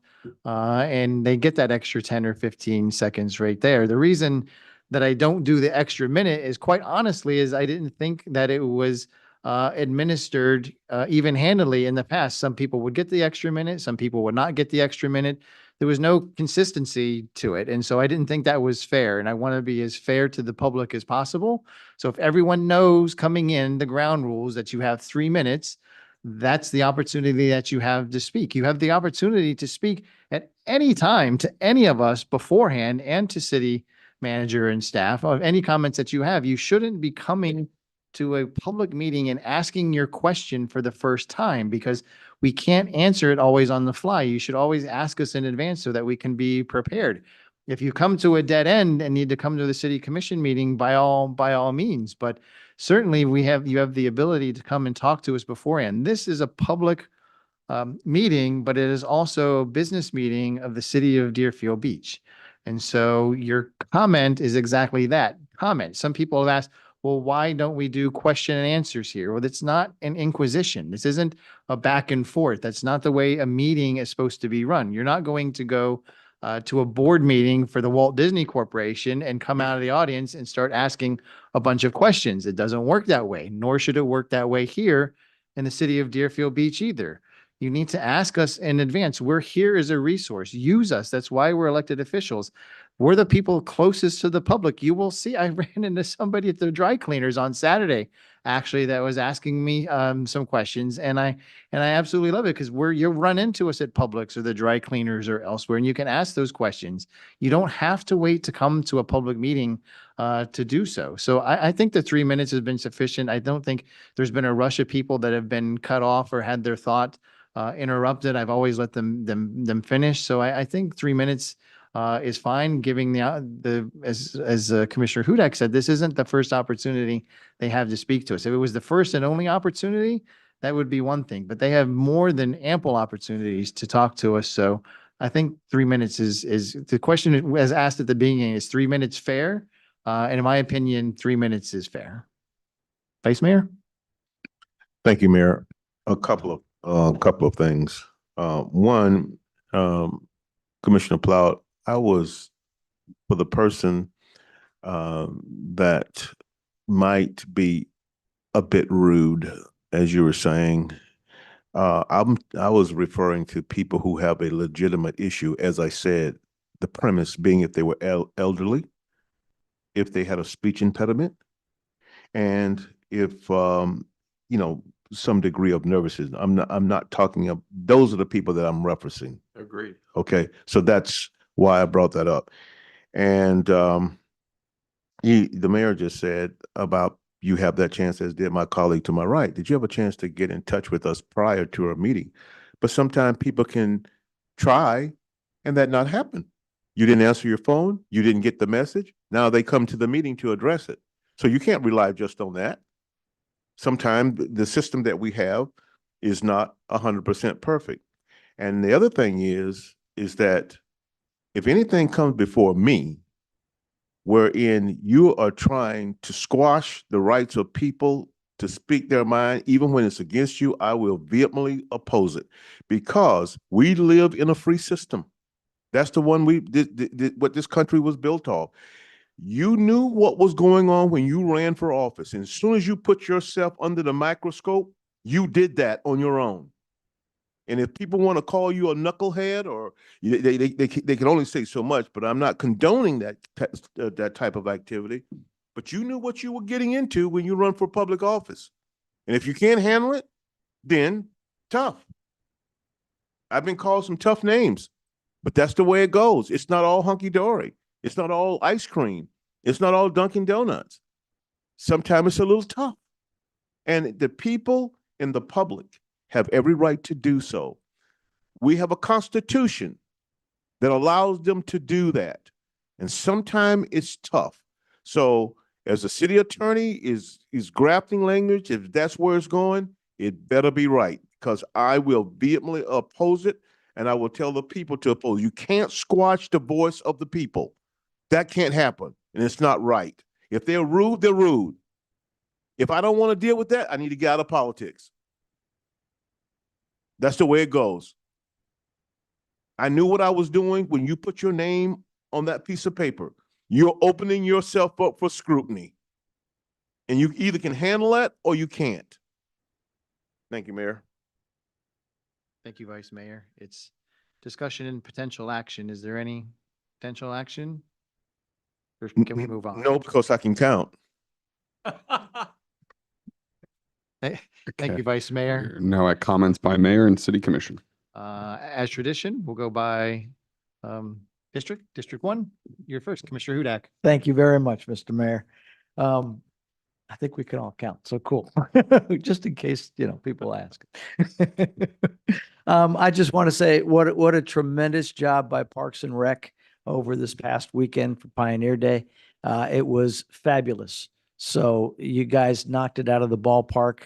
Really, really appreciate everything that your staff does. I know you don't have a huge staff, But they do a tremendous job. So thank you very much. I heard nothing but raving reviews from Park and Rec, from the maintenance staff, from BSO. It was a tremendous event. So thank you very, very much. And that's really the only comments that I have today. Thank you, Commissioner. District 3, Commissioner Sinetsky. Thank you. Thank you, Mayor. Jackie Robinson gave a quote. He said, "A life is not important except in the impact it has on other lives." And I think that pertains to Jesse Jackson. He was a great leader. He definitely impacted people's lives. My condolences to his family and to the nation. So I just want to say that. I know we had, when we were talking about Mount Trashmore or Monarch Hills a while back, and we were voting on the settlement, everything seemed to be winding down. Mount Trashmore on Green Road, that big dump, everything seemed to be settling down. 25 years, they're going to close that dump. They're phasing out and everything seemed to be fine. They can't raise it or expand it without permission of Coconut Creek and Deerfield Beach. That's where we left off. But there've recently been some Solid Waste Authority meetings. Now, the Solid Waste Authority, each, I think, or a lot of the Broward cities contributed $1 million to be in the Solid Waste Authority. And it talks about the landfill. And I know Deerfield Beach is one of those cities that contributed. So they've been having meetings. Now, I've been talking to activists who've been monitoring the Solid Waste Authority and also the landfill. And they're saying there are some problem areas and it's precipitated by the county and also waste management. Specifically, at the last hearing on, I think, February 17th, the county and waste management wants to take methane gas out of the landfill, which is good, but they would be transporting that methane gas through Powerline Road, which is in Deerfield Beach. The reason why they want to do that, they also want to take sludge and they want to transport that with a convoy of tanker trucks through Deerfield Beach, through, Coconut Creek or Pompano Beach. They want to make a facility which is maybe a quarter of a mile away. But the thing is with the methane gas and they want to make a sludge dryer. It's very, very combustible. It's very, very dangerous. The emissions are very, very dangerous. So they want to make, basically, I was told, they want to have like a possible incinerator or sludge dryer, which dries up the sewage, it'll be converted to pellets and sold as fertilizer. The only thing is, it's very, very dangerous to transport. And that's what they're thinking of doing right now. So they're going to have another meeting on February 20th, and they're going to make a decision on March 20th.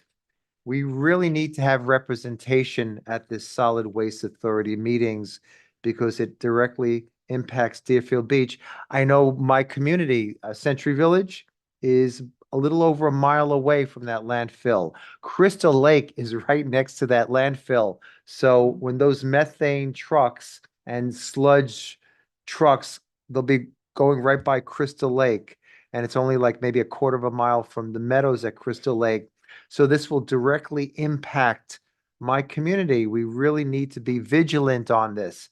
Now, I was also told at this meeting that a proposal was made to the Broward County about, instead of making a sludge dryer, instead of taking methane gas and bringing it to that sludge dryer, maybe make it into a composting site or recycling site. I know Deerfield Beach has started a composting program, but I was told that it was completely dismissed.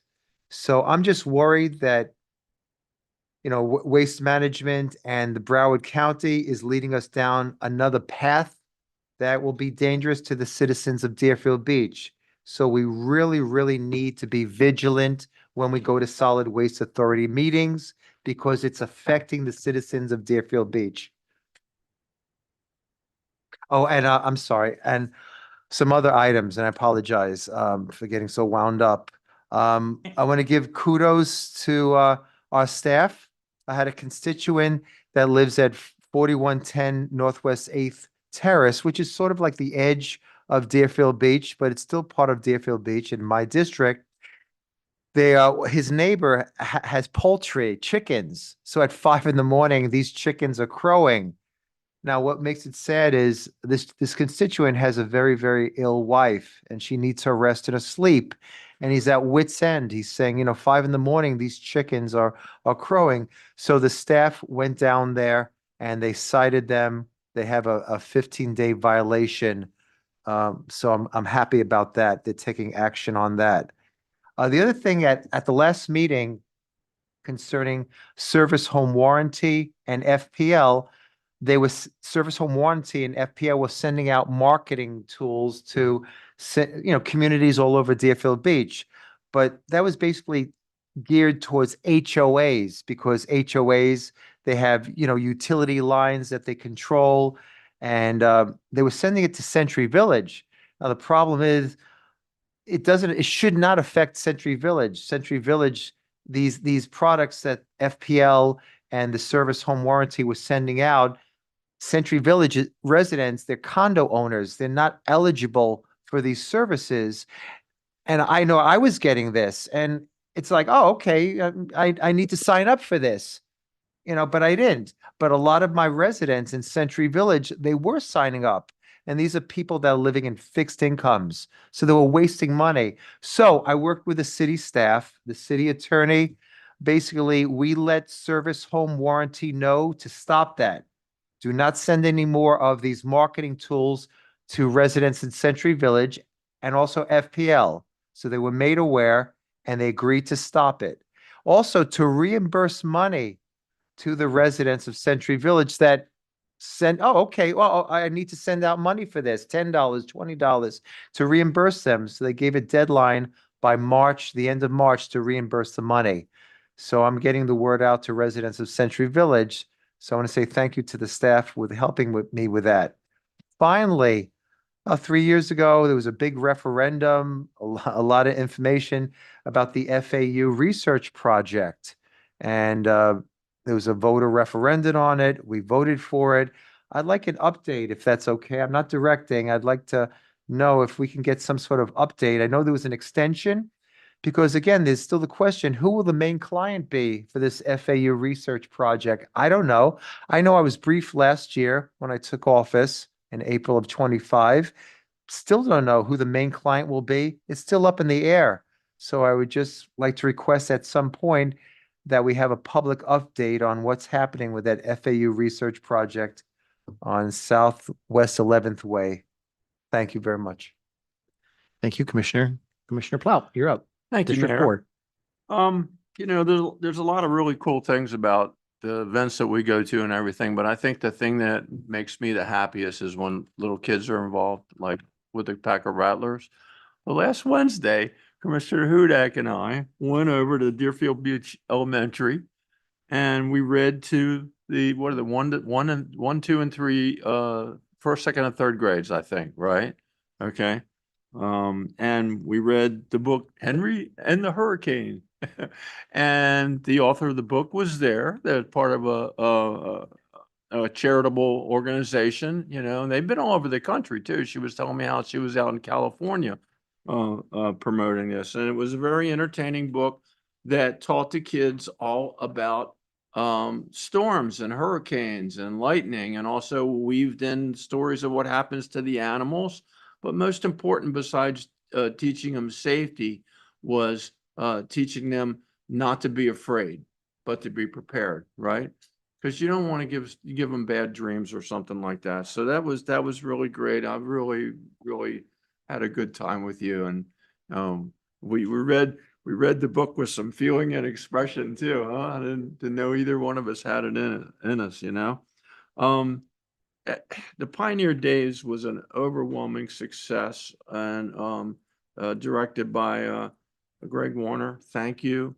And the staff was amazing. Everybody had a happy smile on their face, and they were working so hard But I have to tell you, from my perspective, I've moved into Deerfield Beach in 1983, so that's been almost 43 years now. And my brother and his wife have been married as long as we have, since the early 1980s, and they have visited many times with their children. Their children are grown now as mine are, and I called them a few months ago and I told them about Pioneer Days, our event, and I wanted them to come down. So the four of us, and my wife and the two of them, could spend a couple of days together. And that as a commissioner, I could show them the city and show them around and whatnot. And so they flew down last Friday.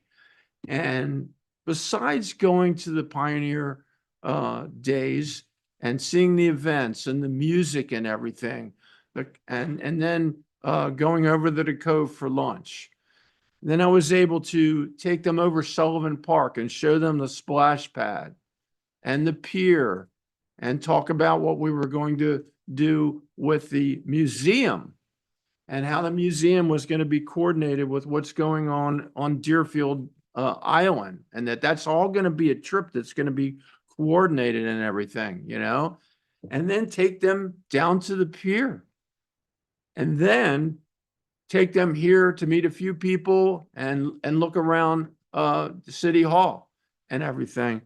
And they both said to me more than once that we've been here so many times, but you guys have really built a great city. The pier, the beach, the museum, Sullivan Park, the Cove, the restaurants. And my brother's wife, Kate, said to me this morning as I drove him to the airport, the other thing that I forgot to mention was the quality of people that were at the Pioneer Grove. That everybody was happy and respectful. And boy, if you bumped into somebody by accident, it was like, oh, I'm sorry, you okay? You know, or something. And they just got the most wonderful feeling about our city, that it was special, not only from the events and the venues, but the people and where we were going and what we were headed for and what's been built already, because they were here in 1983 to visit me when Hillsborough Boulevard was one lane each way, 50 miles an hour, and there was nothing out there at all. I had to go to Federal Highway just to go to Publix, all the way from Powerline. You know, and Powerline was one road each way. All the previous administrations and commissions and the staff and everyone throughout the years has built an amazing city. And to have my own family come in here and acknowledge that was really something. It really was something. So I just want to say I'm so proud of that. And also, I want to say that it was an honor for the second time to be able to do a little bit of music, as my wife and I are musicians, and we have a duo that's a double down duo. And this is the second time that we played for the Historical Society. And I do want to make it public that I told the Cultural and the Historical Society and every tax-free entity in this city that if they'd like us to play, we don't charge. So I'm not that thin-skinned vice mayor. I don't care if somebody attacks me. I don't like them attacking our city or any of our people up here, okay? And I don't want to open up this discussion again, okay? You get the last word if you want. But what I'm saying is that the people here are just wonderful, and to see that from my family was really something. We're building something very, very special, and I'm proud to be part of it. We all got an email today about the fireworks, okay? But you know, back to my duo, we don't charge. We're not making money. We didn't even take any tips. And you know what? I saw the musician before me had his guitar case open, and they do music full time for a living, and he had a lot of tips in there, you know. And my wife said, well, we should open it up because whatever we collect, we could give to the Historical Society. And I said, you know what? I don't need that picture of my guitar case with money in it. Okay, because now I gotta prove that I gave it to somebody and all that. So we didn't put out a tip jar. We didn't charge anybody. We haven't charged anybody. And I wanted to make a very strong public statement about that. So that can be put to bed. I think it's important. We all study the ethics all the time, you know, the $100 rule and all that other kind of stuff. Ethics are changing all the time and we're abiding by that. We want to do everything. And we all got an email today from somebody that was excited about the fireworks, and I'm just so happy that that we went back to the fireworks. And I had to explain to a couple of people on this on the street that asked me, boy, oh boy, you know, we're so glad to see the fireworks again. How come we had drones before and all that? And so very temporarily we didn't have a admission fee. So we went on there, and I have to tell you, Mr. City Manager, I went out there and the tarp that you guys figured out to put out there for the fireworks, it worked. There's nothing's burned out there. So we can still feel good about having fireworks there. And I think the people appreciate it too. I know Vice Mayor said a lot of times, people want fireworks, right? I heard that. So that's all I got to say. I'm very excited about our city and what happened. And that input back from my family meant so much to me. I have to say tonight, Mayor. Great. Thank you, Commissioner. Vice Mayor, Preston, District 2. Thank you. Thank you so much, Mayor. Let me just say to you, Commissioner Plout, as much as I might disagree, the United States of America and our Constitution protects a person's right to burn our flag. Never mind to say bad things. You can burn our flag. That's how much freedom the founders had in putting things together when they initially drafted things. I may disagree about a person doing that, but that's a protected right. Mr. City Manager, I want you to know that there are vans being dropped off in different neighborhoods of people soliciting our neighborhood. And so I get a knock on the door, and a nice young man, he says, I'm here on behalf of the city to help you save money. Well, you obviously knew, you know, okay, interesting. Okay, good. So he began to tell me how they have an energy program, and they can, if I could just give him some information, how they could actually, he had on a badge and everything. And I said to him, you can't do this. This is not real. And of course he's astonished. And he says, what do you mean? I says, you can't do this. I said, what you're doing is illegal.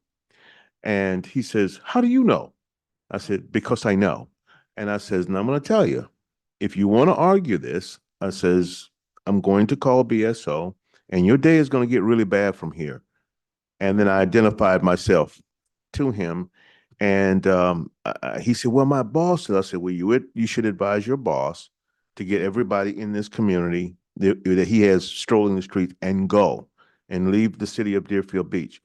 Here is my concern. My concern is that you get an elderly person that says they're working on behalf of the city of Deerfield Beach. They're going to get taken advantage of. And, you know, they're going to suffer the consequences of that. And when they come to this city commission to tell you about it, we got to hope that they can do it in 3 minutes. Okay. Just thought I'd throw that in. I just thought I'd throw that in. Okay.